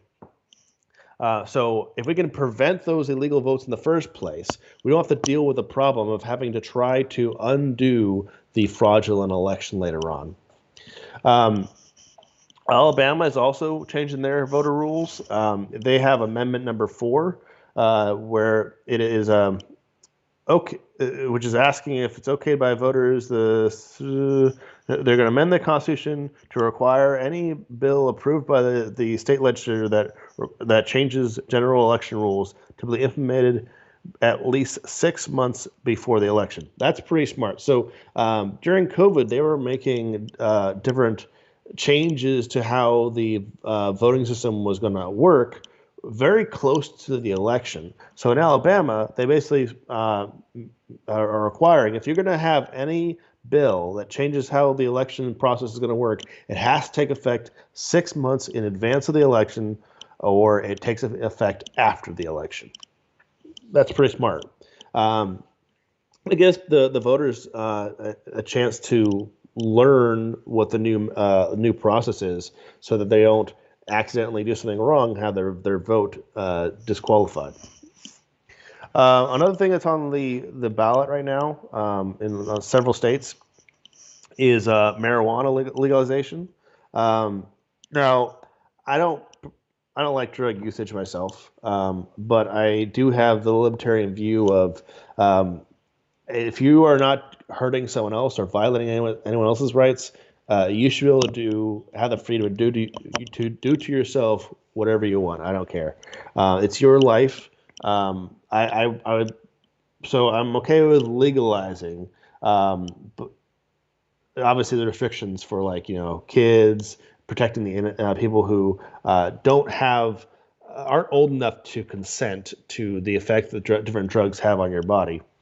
And then we also have in some states on the ballot right now, along with the candidates, is certain new gun laws.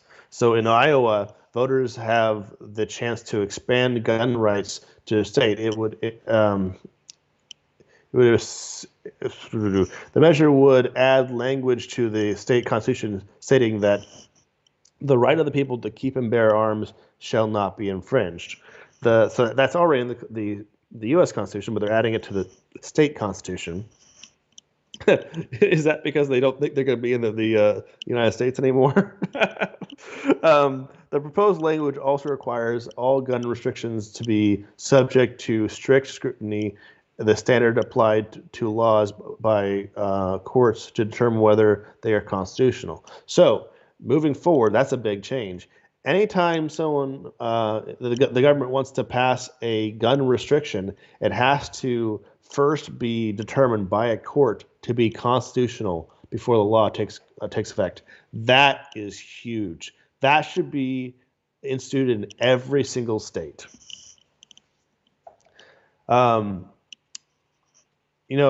Let's take a look at where we're at with any changes in the House race. Right now, GOP is at 101 seats, and the Dems are at 58. With the GOP saying that they've gained 1 seat and the Dems have lost 3. So a possible change of 4 seats. And for the Senate, let's take a quick look over there. The Senate hasn't changed since last update. Still 41 GOP, 40 for the Dems. And let's look over at governors. So for governors, the GOP have 19 governors elected so far, and the Democrats have 11. The GOP have lost 2 seats of governors for the election so far. So that's not good. But there's still quite a few up for grabs. Getting back to the different ballot measures that are on the ballot right now, we have under the topic of guns, or contrary to Iowa's proposal, which would strengthen gun rights. Oregon's Measure 114 would impose new firearm restrictions prohibiting magazines with more than 10 rounds, so any good magazine, and the proposal would also require prospective gun buyers to complete a safety course and pass a background check before they are granted a permit to purchase firearms. I believe that safety courses for the firearm safety are very important and that people should do them, but requiring them for ownership is an unconstitutional requirement. Everyone should be encouraged to take gun safety courses and to practice with their firearms on a regular basis, but I wouldn't mandate it by law and make it so that they couldn't own a firearm if they weren't like up to date on their training. Safety, gun safety isn't something you do once. Gun safety is something you do always. When my wife hands me her rifle, she always does the clearing procedures and shows me that the gun is clean, is safe and clear when she hands me the weapon. And I do the same thing when I hand it to her. And anytime we go through like cleaning of the weapon, we go through the same ritual process of ensuring the weapon is safe before you work on it. That is because we practice the safety skills with our firearm on a regular basis. You don't just go to one safety course and now you're safe with a weapon for the rest of the time. I know plenty of guys in the military who go through the basic training, weapon safety training, and then they end up having a firearm mishap later on because they don't maintain and practice their safety procedures. So I don't think that it doesn't make sense to require someone to own a gun. It doesn't make them safe just because they went through a single safety course one time. That doesn't make them safe for their firearms. Being safe for the firearm is a cultural thing where you're teaching people that a culture of firearm safety that they practice on a regular basis. And that's something you don't just you can't impose on a single person at the point of sale. That's something that you develop within your community. You don't lose your right to self-defense just because you haven't practiced your safety skills recently. It doesn't make sense. There's also quite a few bills related to immigration that are on the ballot for this cycle. In Arizona, Proposition 308 asks Arizona voters whether or not they would allow any Arizona student, regardless of immigration status, to be eligible for in-state tuition, financial aid at state universities and community colleges if they graduate from a public or private high school or homeschool equivalent in the state. No, stop giving benefits to illegal immigrants. These benefits are taking away from the motivation to become a citizen. The different assistance programs that the states and the federal government have are benefits for citizens, and those benefits come with a responsibility that citizens have. This responsibilities such as paying taxes, signing up for the draft. Why are you getting benefits of citizens without also taking on the responsibility of citizens? Of course, signing up for the draft is only for men. Oh wait, did they change that? I think they might have changed that. I'm not sure. Oh, looks like there's been a change. The election the governor race for Texas got called. I mentioned that earlier. That Abbott was likely to win. He was so far ahead. I'm surprised they're just now calling it. Anyways, Massachusetts also has a proposal regarding to immigration. So on the ballot, Massachusetts has question 4, which asks voters whether or not they want to keep or repeal a law approved by the state legislature in May that allows undocumented immigrants living in the state to obtain a driver's license, not a real ID, or learner's permit if they meet qualifications to drive. The concern would be that if they have a driver's permit or a driver's license, that they might try using that as photo ID for voting. The bill was approved by the state house and Senate, but vetoed by Governor Charlie Baker.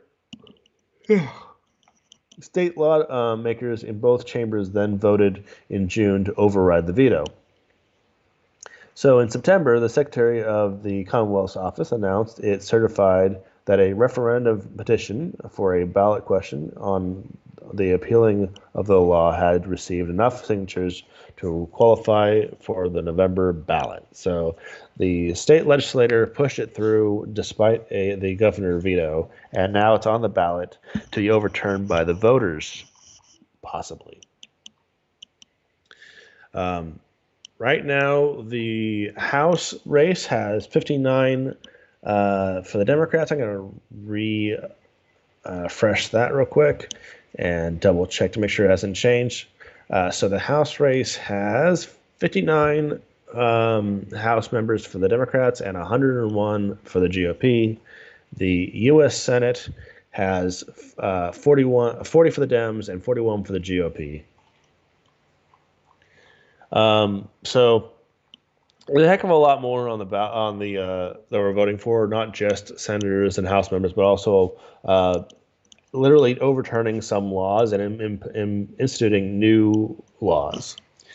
Another thing that's going on, there's a lot of news in addition to the election results. Election results are trickling in, but there's a few things we can talk about that's going on around the world. For instance, China has announced recently that they are going to be accelerating their military buildup and training their forces for war. They've already been doing that. They've been here to rescue you, the audience, from Dyer and whatever. Hey, I am talking about World War III right now. Wow, right? we were just talking about is the election going that badly already? It's going that badly. Wow, what can happen in 20 minutes? I'm seeing so much red. I'm seeing blood. No. So I went through the rest of the ballot measures that were on them, or a lot of the notable ones. But also I was going through a news story that's relevant. That China has announced that they are accelerating their military buildup, and that they're planning for war.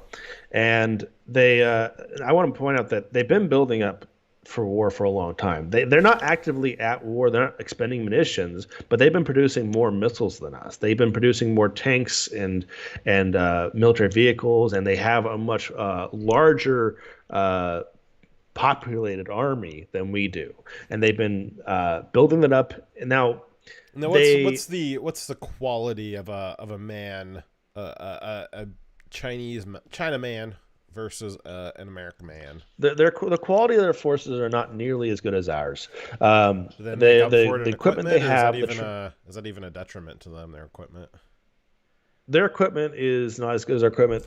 Their training is not as good as our training. They suffer from a lot of the same problems that the Russian military has, in that they are not the ones in charge are not the ones that are got there by merit. Right? They are loyalists, and that's why they're in charge. They're not there because they're good at fighting wars. China hasn't been fighting wars. Because China is not a dictatorship.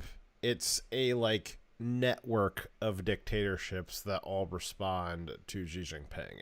It's each region has a commander that is its own dictator of that region, and each one at each level is trying to make sure that they can carve out theirs for theirs.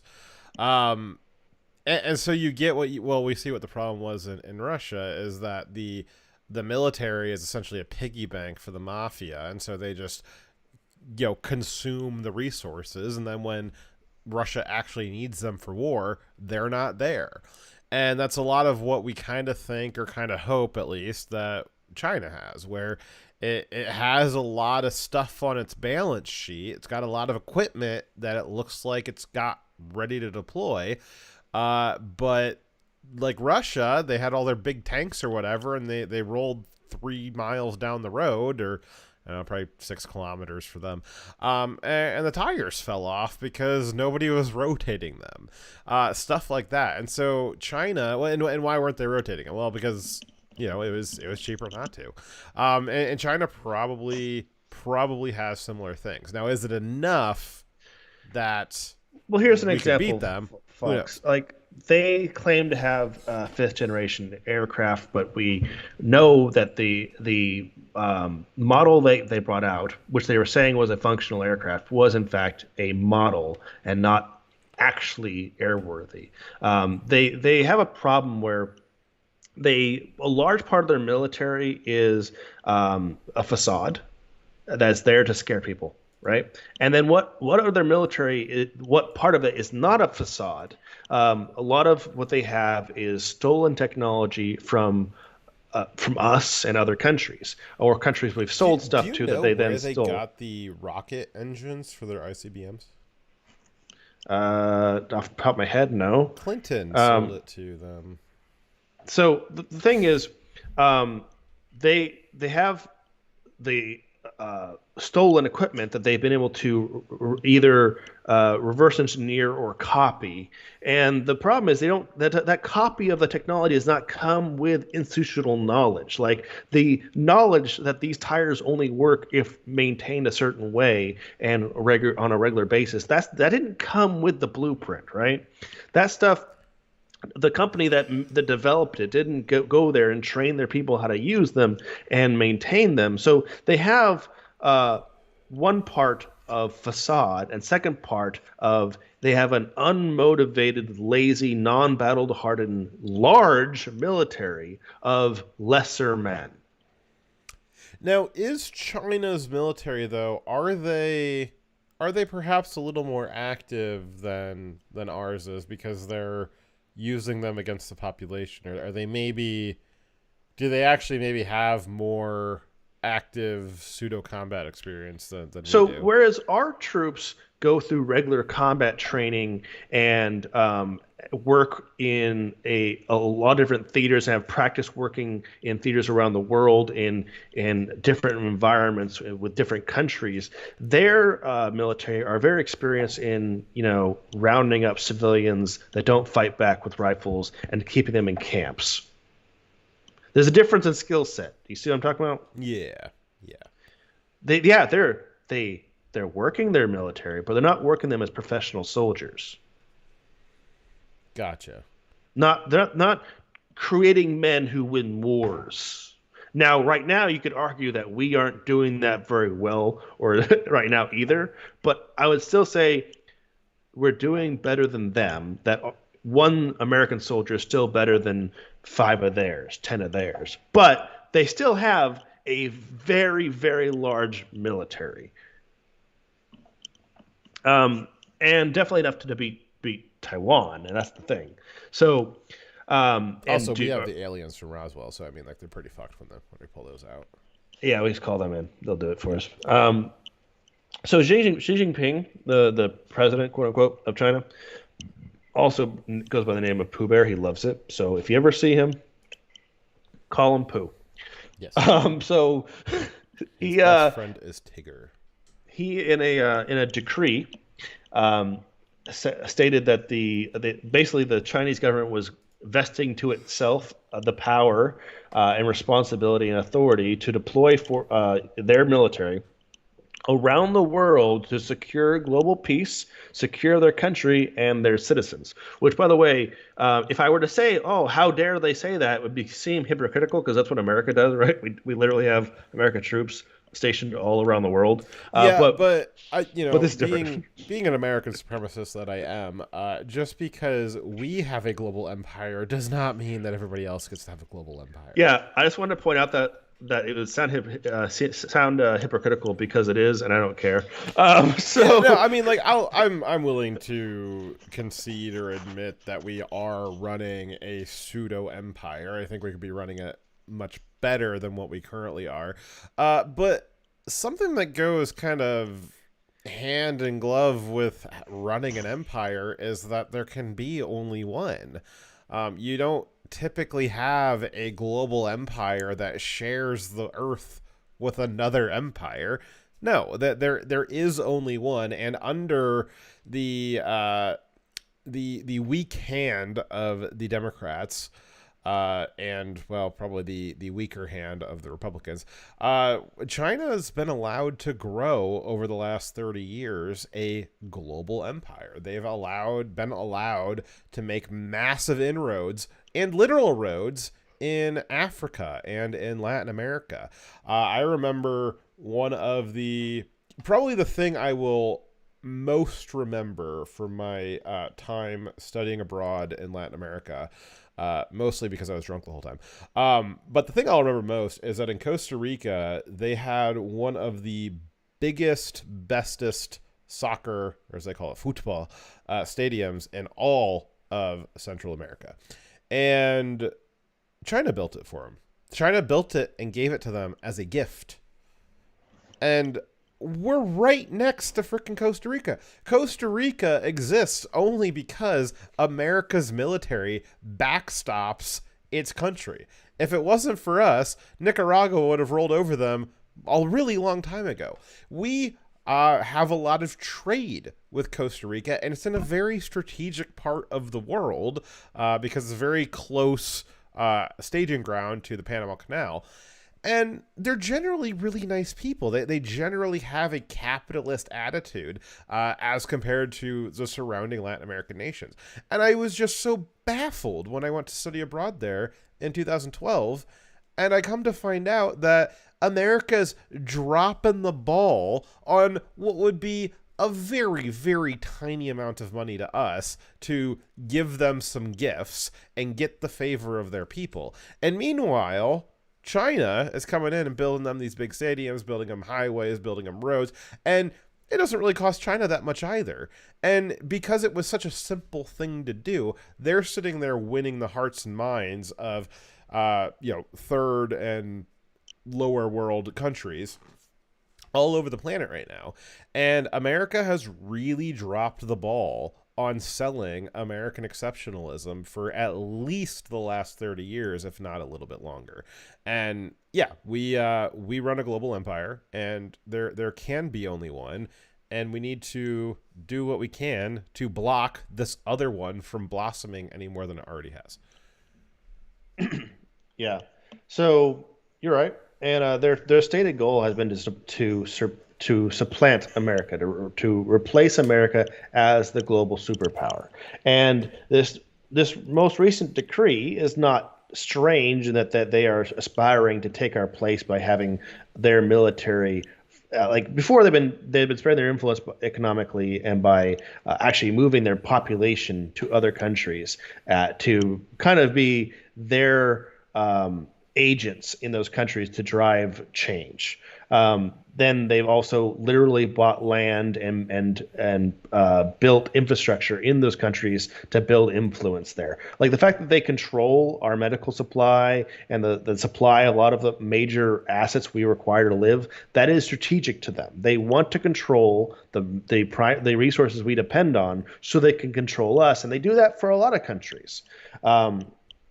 So this statement that they want to have their military deployed around the world to secure their interest and to protect their people is also worded in a way to kind of be we do the same thing so that we can't object to it. But also the wording of it is extremely similar to Russia's recent declaration of a special operation that preceded the invasion of Ukraine, because they authorized China's even counterfeiting and stealing the intellectual property of Russia's own decrees about invading other countries. Right. Man, so they are Russia, really unoriginal thinkers.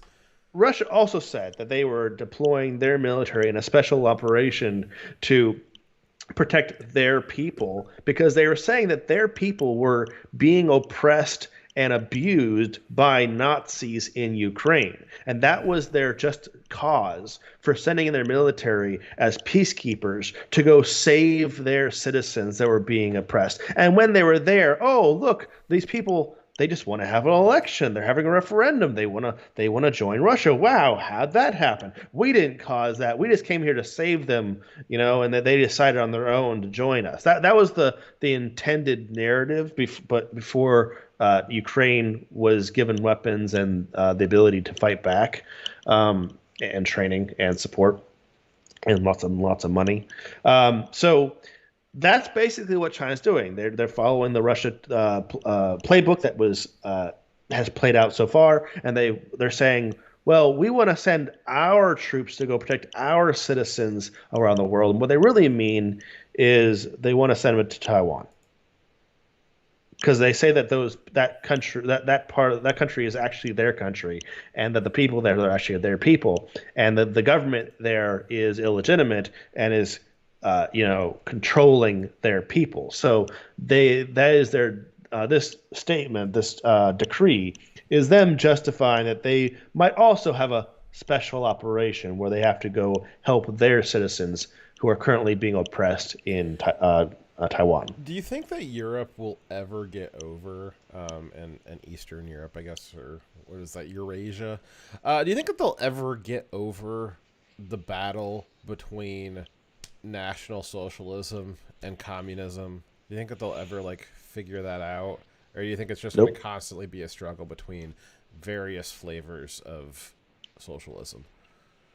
I mean, I hope at some point that they've had 100 years. Come on, guys. Hundreds. You still have the socialists fighting with the communists, or the fascists fighting with the socialists, or just, I don't know. I mean, can we try, I don't know, Western capitalism, American capitalism? Can we stop? I think we have. Can we also stop linking together years. Europe and America as the West? Good God, I could not imagine. I mean, honestly, Russia and China have more in common with quite a few of the EU states. We are so different from the Brits, and it is. I would say Brits are the ones that we're the most similar to. And we're not by much, but and we're not very similar to them. The difference in our society and theirs, having had to experience it against my will, is very different. Yeah, I mean, I would say Russia, most of all, probably has vast similarity with most EU nations, probably definitely the more northern and eastern ones. Poland, and China even has more in common with some of them. I would say Turkey is probably one that China has a lot more in common with than we do with Turkey. And yeah, it's just, I don't know why they always get lumped in with the West. I know when I say the West, I usually mean America, and I think when we say the West, it's the historic West, or the legacy of the West, which America is, we're the prodigy of the legacy of Western European culture from, the 1700s, but we've kind of run with it and made it our own thing by now. For reasons I don't need to explain, I recently had a rundown of how British courts work, and they are insanely stupid, and the fact that our legal system was spawned from that legal system is a mystery to me. So instead of having a jury of your peers or a judge determining your guilt and your punishment, they'll have magistrates, which are just professional jurors, which are people from the community that were selected. Not because of any particular reason. They don't have any legal knowledge. They're not lawyers, never act as lawyers. They're just respected members of the community. And a respected member of the community means different things to different people, right? Who respects them, right? Oh, they're the elites. The wealthy people in the community that have a lot of influence, and they become the magistrates. And those magistrates have no knowledge of the law. They have no experience in that area, and they are the ones that are ruling. And they are professional jurors, not people like you.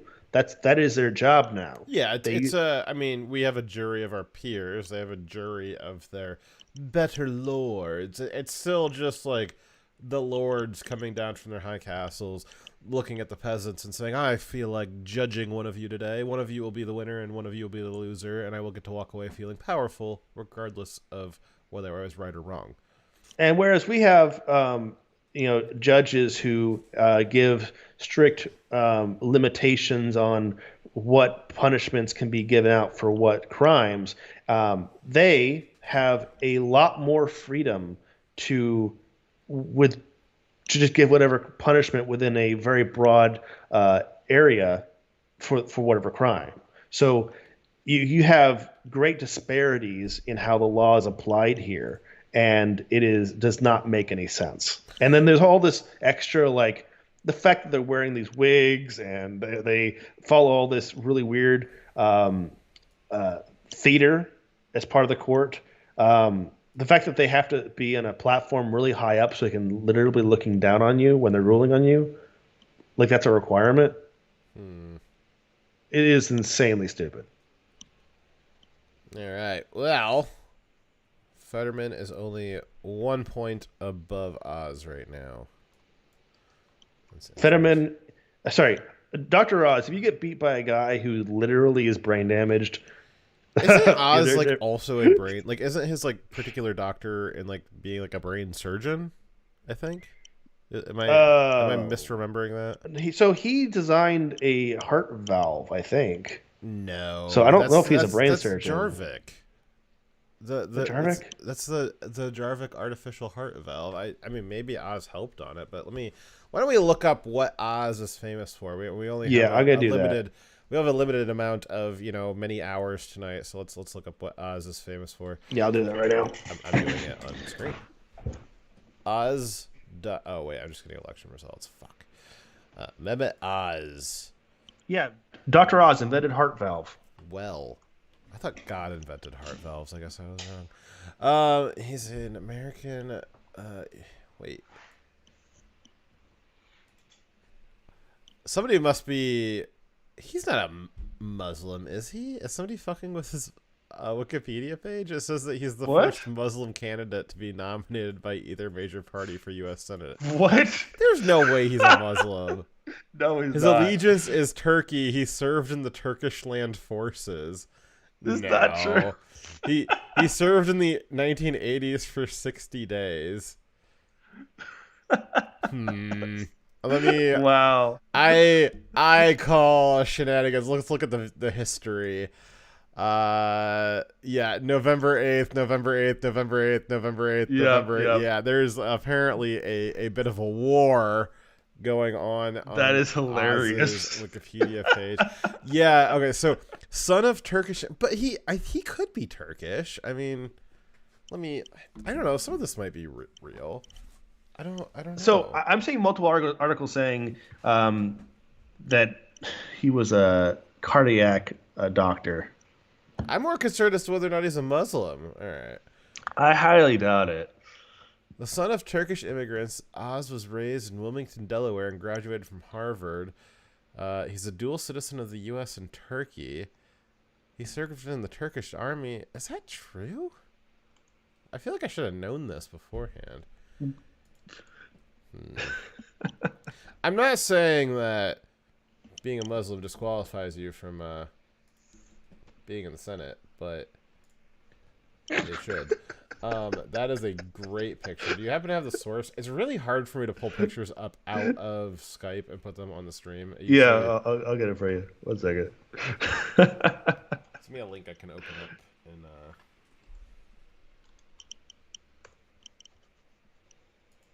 redirect? Boy, boy. Fuck.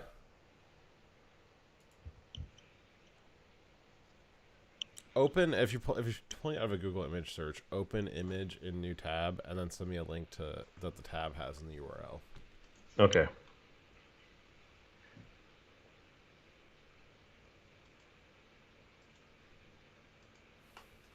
Or just freeze, that's fine too. Well, it wouldn't be live if it, didn't have technical difficulties. Fucking hell, man.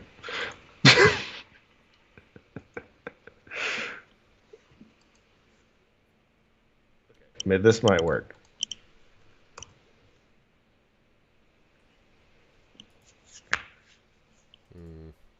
There we go.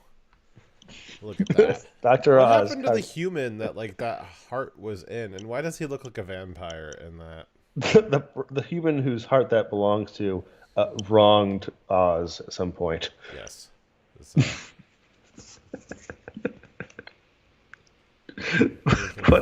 He was looking for a brain for Fetterman, but All right. Well, oh God. Where are we at? Let's get back to the.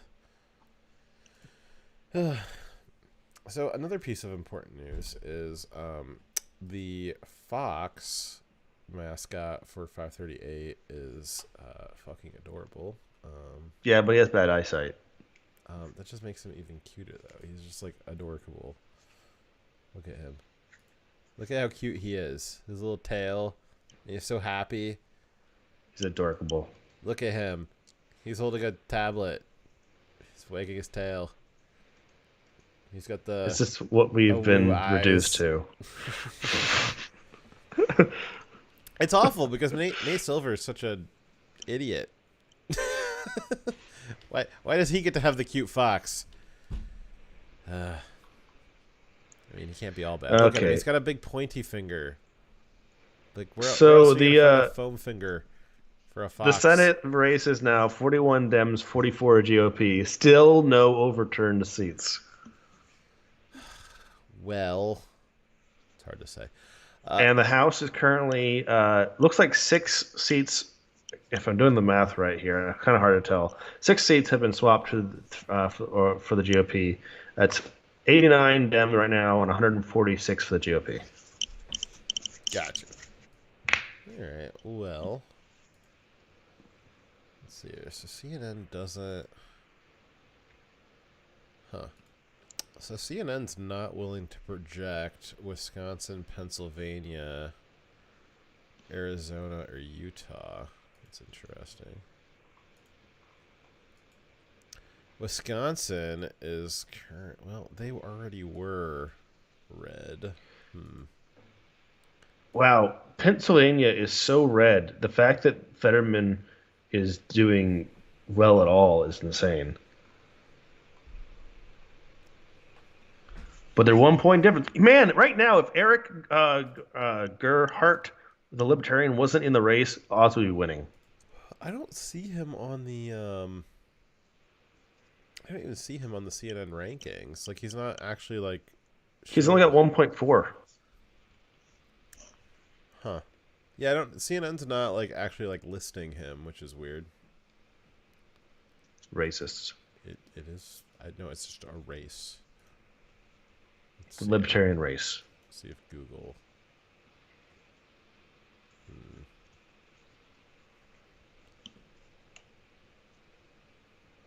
Yeah, okay, yeah, there I see. Google's got it. So, yeah, Libertarian Party is polling at 1.4. So, yeah. So not winning, but close. What's that? Wouldn't be winning, but close, actually. Yeah, so if you had, for instance, ranked choice and Oz worked with the Libertarian Party and they did some... This would be interesting, too, because it creates situations where you would be encouraged to... have a sort of coalition with some of your competitors. Mm-hmm. Instead of being a direct competitor, you're kind of an adjacent competitor with the Libertarian Party. It makes it so that Republicans don't have to have so much animosity towards the Libertarian Party stealing votes. And more Libertarians would have voted, too, because they would feel like their votes weren't being thrown away. Yeah, I mean, so, like, for instance, right now, if you had ranked choice voting, I could easily see this Eric Gerhardt having, like, 3% of the vote. Which isn't going to win, but it'd be substantially more. And it would start creating... at least the perception that the Libertarians could eventually be a viable party at some point in the reasonably near-term future. And then, 1.4 right now or 3%, when they lost, they would shift over to Oz, and then Oz would be ahead of Fetterman by a point. I mean, that's the power of ranked choice voting. If you merely understand it and merely explain it to your voters, and then, by God, your candidate now has to, like... think about the other parties and maybe team up with some people instead of being completely against them, and you don't have to build up this animosity against each other. I want to point out that not a single district in Pennsylvania has closed out their voting. They're at 70% reporting, and that Fetterman started out with a much higher lead. I think the lead was close to like 6 or 7%, and that as the days go on, he has been losing his lead, and it's because I think a lot of the Democrats, they tend to do the mail-in voting, and the mail-in voting was done earlier and has already been counted. So now the new votes are just the in-person votes, and they are tending towards Oz. Trending towards. Alrighty, let's see here. You tired, Dyer? I am very tired. I am also very tired. I also have to leave soon. Oh, where are you leaving to? Because I have to take my kids to school. Yeah, it's that early. Christ almighty. When about do you think you're leaving? 30 minutes. Okay. We might call it a day then in 30 minutes. We have to go to sleep at some point so they can find a couple million votes. Yes, we do. I am having traumatic flashbacks to last election when we stayed up till 3:40 a.m. with like Trump handily in the lead, and then you and I woke up to play StarMade at like 10 a.m.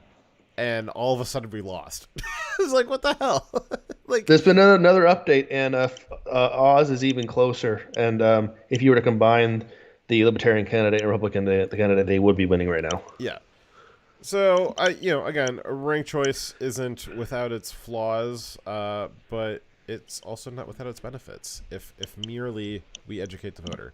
And remember what we talked about on Sunday was the Democrats are the ones that think that their voters are too stupid to learn new things, and they were the ones that were upset that Republicans taught them a new word called inflation.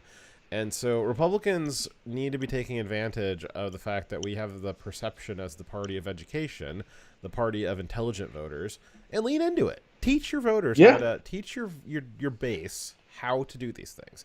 It's not rocket science. You got a lot of your base is people, especially in Pennsylvania, who know how to build high-pressure oil pipe systems and dig holes a mile into the ground and handle molten steel and make trains move and all that. It's like it's stuff that is, quote-unquote blue-collar, but it's very technical, complicated work, and they do it very well.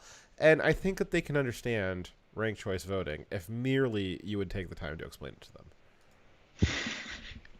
Did we talk about last show Biden's announcement that right before the election voting started that he was going to end all coal and oil? Well, so we did get to the part where we played the clip of him announcing that he was going to end all coal, but he while we were streaming, he was talking again, and he said that at another speech that he was going to not only did he do no new drilling under his regime so far, he will continue no new drilling, which is funny because that was the he denied that. Yeah, that was the accusation the Republicans have been levying at him for 2 years, and he kept saying that's not true. And then now he's saying it as a campaign talking point that, like, we've had no new drilling. All the drilling that's he actually said all the drilling that's taken place was from the previous administration, and we're trying to stop. And they were previously trying to have him take credit for that. Yeah, I know. It's crazy.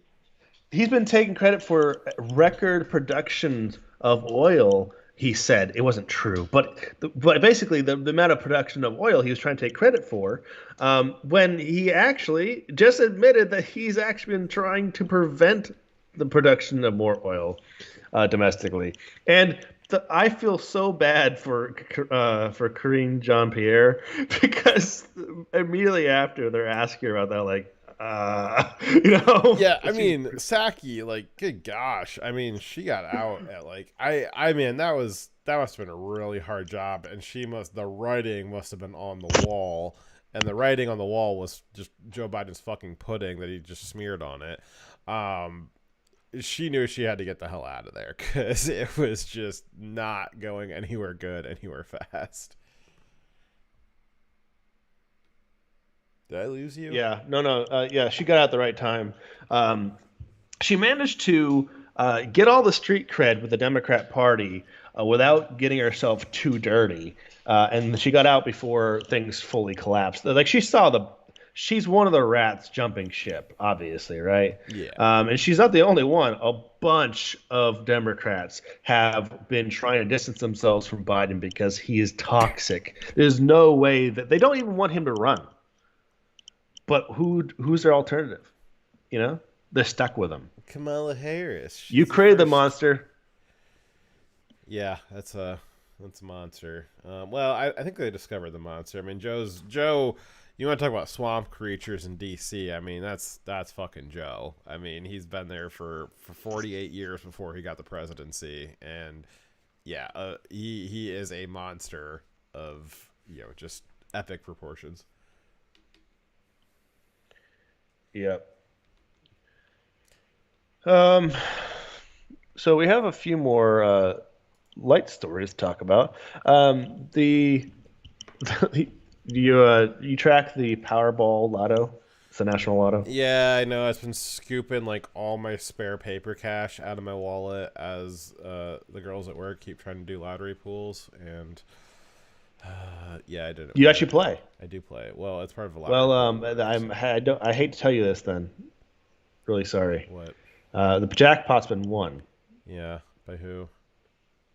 Someone in California. Well, so they received $2 billion, which might be enough for 1 month of mortgage payment. Yes.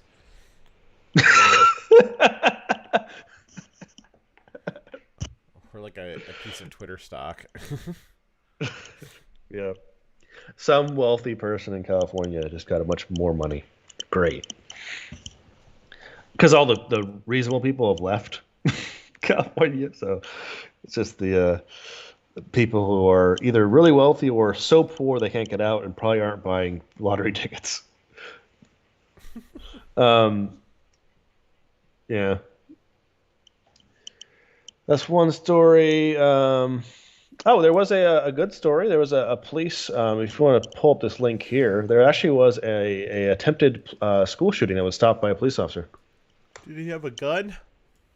No, actually. He wanted to get in. He's gonna get in. You think I'm fucking She pulls out a gun. Watch this. He was at the right spot, the right time. Just tackled her. What's she trying to do? Well, she's having an argument with that guy over there, and she thought, you know what? I'm gonna resolve this argument by putting a bullet in him. Bitches be crazy. All right, let's scroll through Twitter and see if we find any good stories. Like, this is a good story. Look at this fox.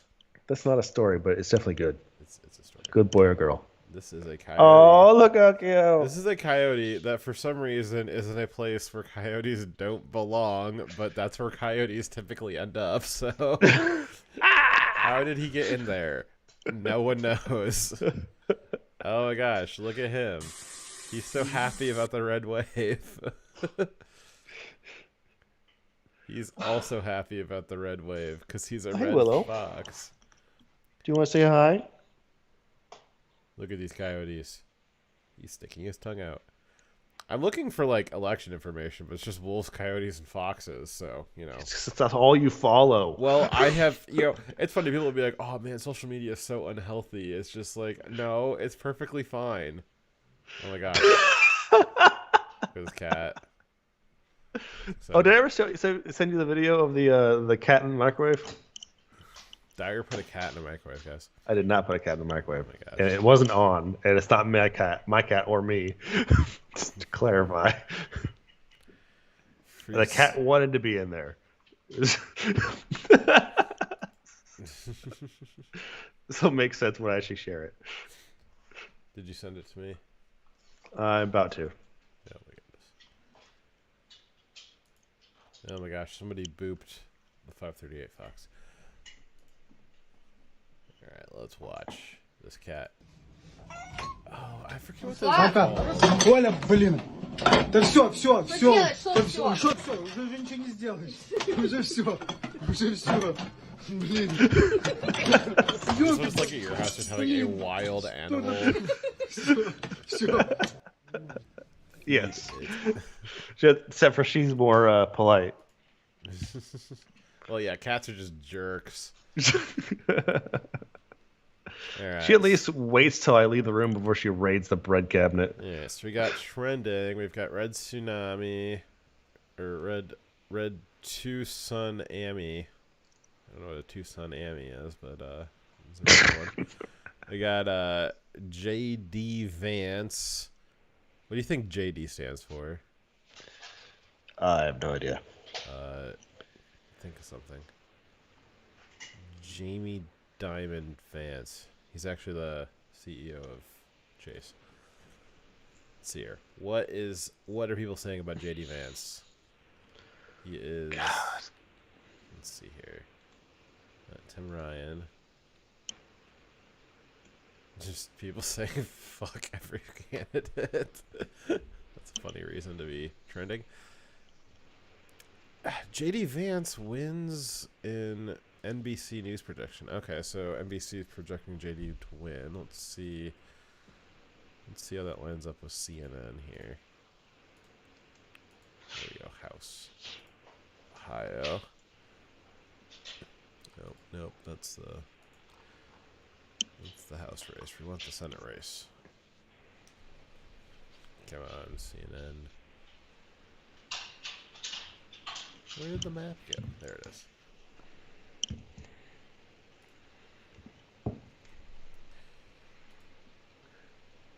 Oh wow, JD Vance is like pretty handily ahead. Yeah. Good for him.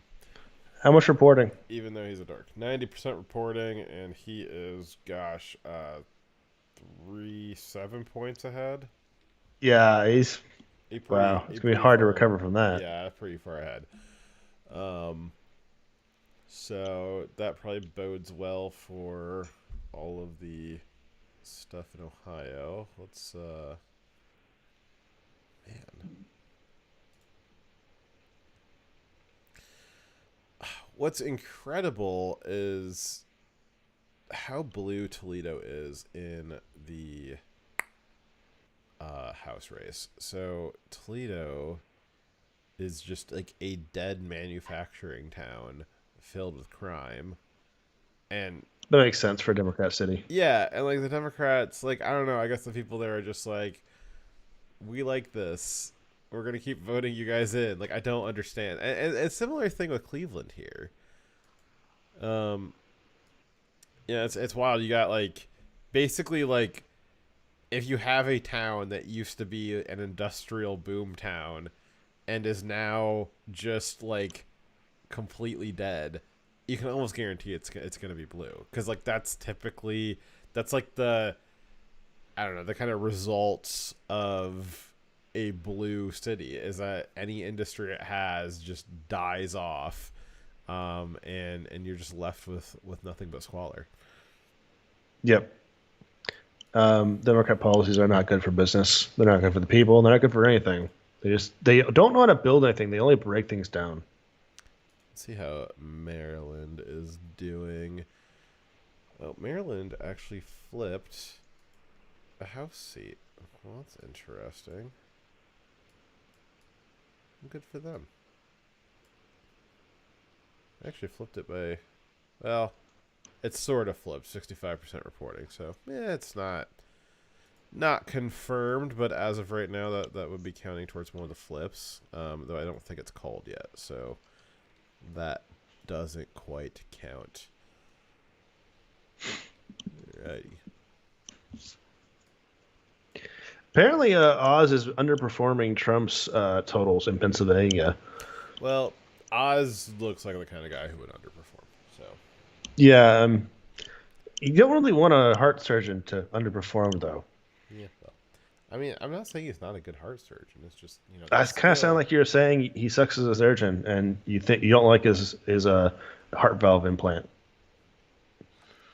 You didn't even believe it was true. I'm more concerned about him being Muslim.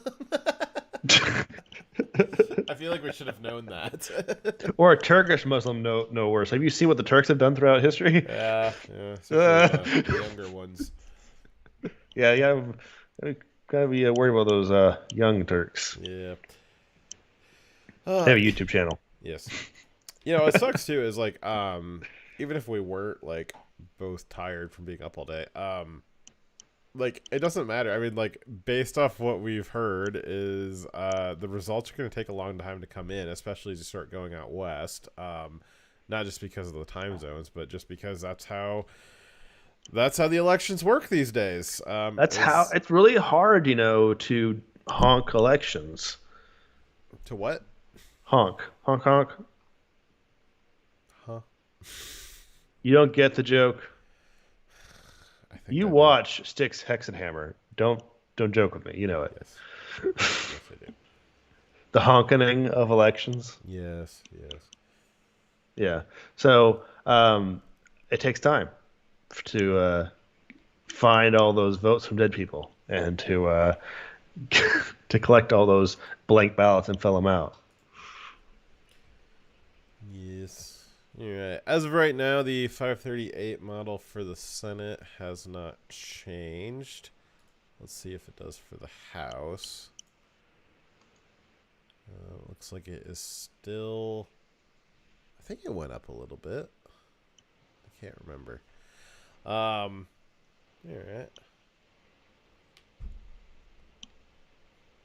Yeah, I'm thinking 225-ish. So what would be your top choice of all the things to investigate? What do you want to see on like February 1st, 2023? What do you want the first hearing to be? I would like to have hearings on the FBI, and the goal of these hearings is to immediately secure the release of the people who are not charged with any violent crime from Jan 6, and to start investigating. I want to see a full list of FBI domestic operations, anti-terror operations, to be reviewed by the members of the House and Senate that have security clearance, to determine how many are actually just the FBI creating terrorist attacks against America. And I'd also would like to have the impeachment hearings started, though it's not primary. It's a long thing, so you gotta get started right away.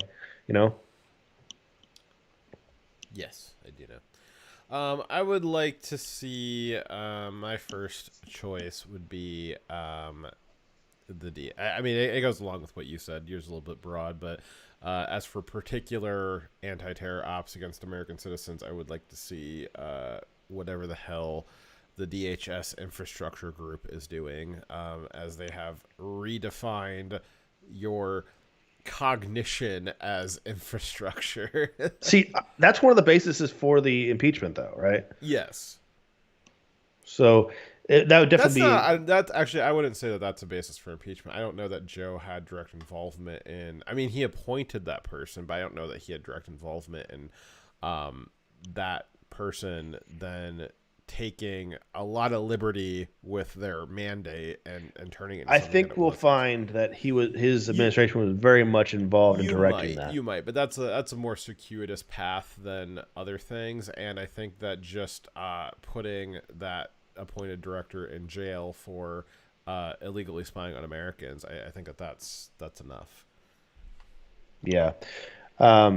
I think that it would be part of the impeachment investigation before the hearing, finding out do you think why. in the next 2 years we'll see Elon on the Hill testifying about what he found out about Twitter?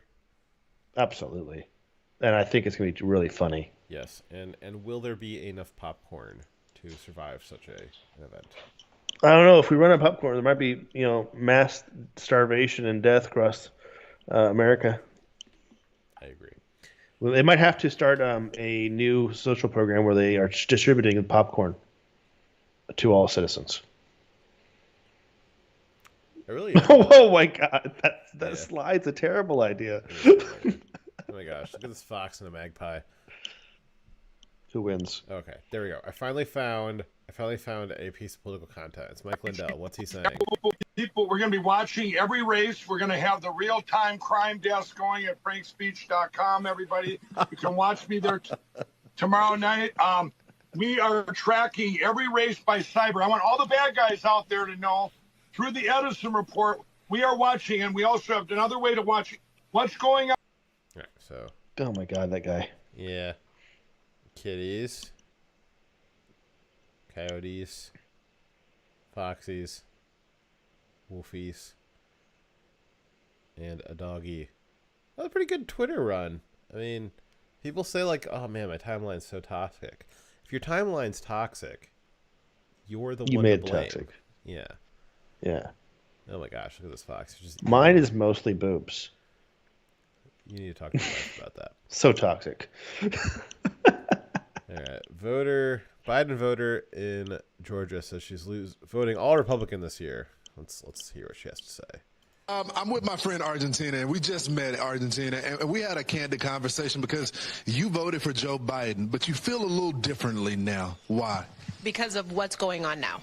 I've always voted Democrat, and as soon as he took office, I knew exactly. I opened up my eyes, and it's just, leaving people behind in Iraq, Americans, the border, the crime, soft on crime, education is just unbelievable.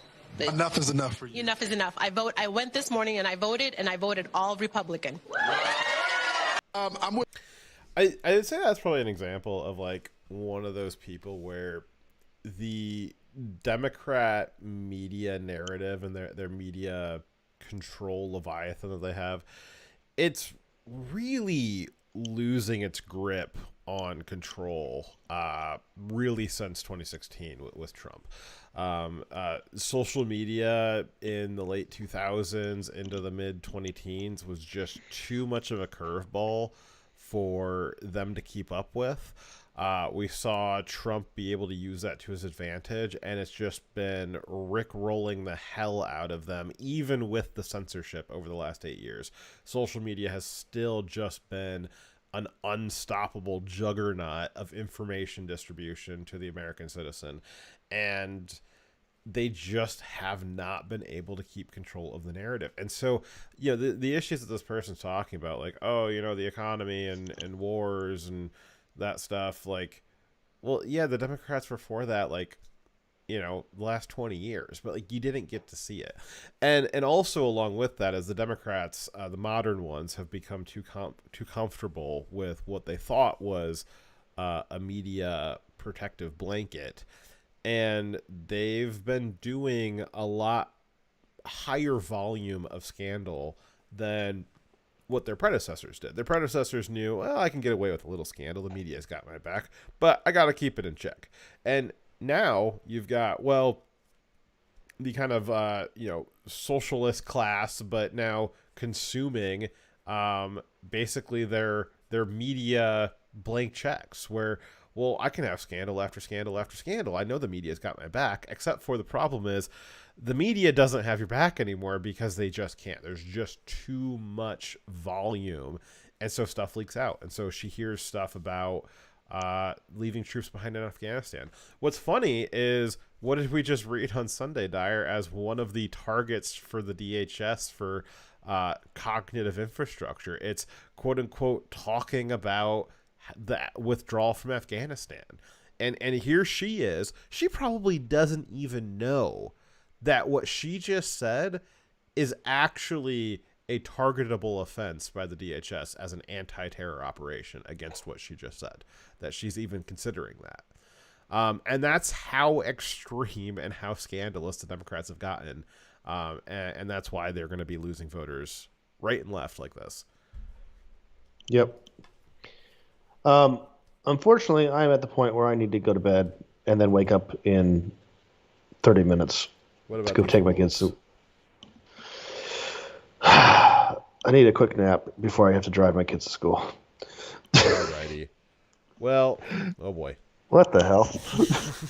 I see how you are. All right. Hey, I look forward to coming back here in a few hours and seeing that we've lost every election seat. But right now, it says that we have gained 7 seats in the House. Yeah, what's the final damage here? CNN's still saying 5. Only CNN 5. can go fuck themselves. They can't. Where are you seeing 6 at? Google. And I said 7. And because it looks like when something is supposed to be leaning blue, but then goes Republican, that's seen as a Democrat loss. When it was expected to be, I don't know how the fuck they're calculating this. I don't know, but they're saying 3 gained for Republicans and 4 lost the Dems, and they're adding them together on a previous another map. So I don't know. Either we've gained 4 or we've gained 7. All right. Well, maybe we'll have a quick update stream tomorrow. But thank you guys so much for joining us tonight. We appreciate it. And well, good luck, everybody. Yep. All right. Dyer, you sign.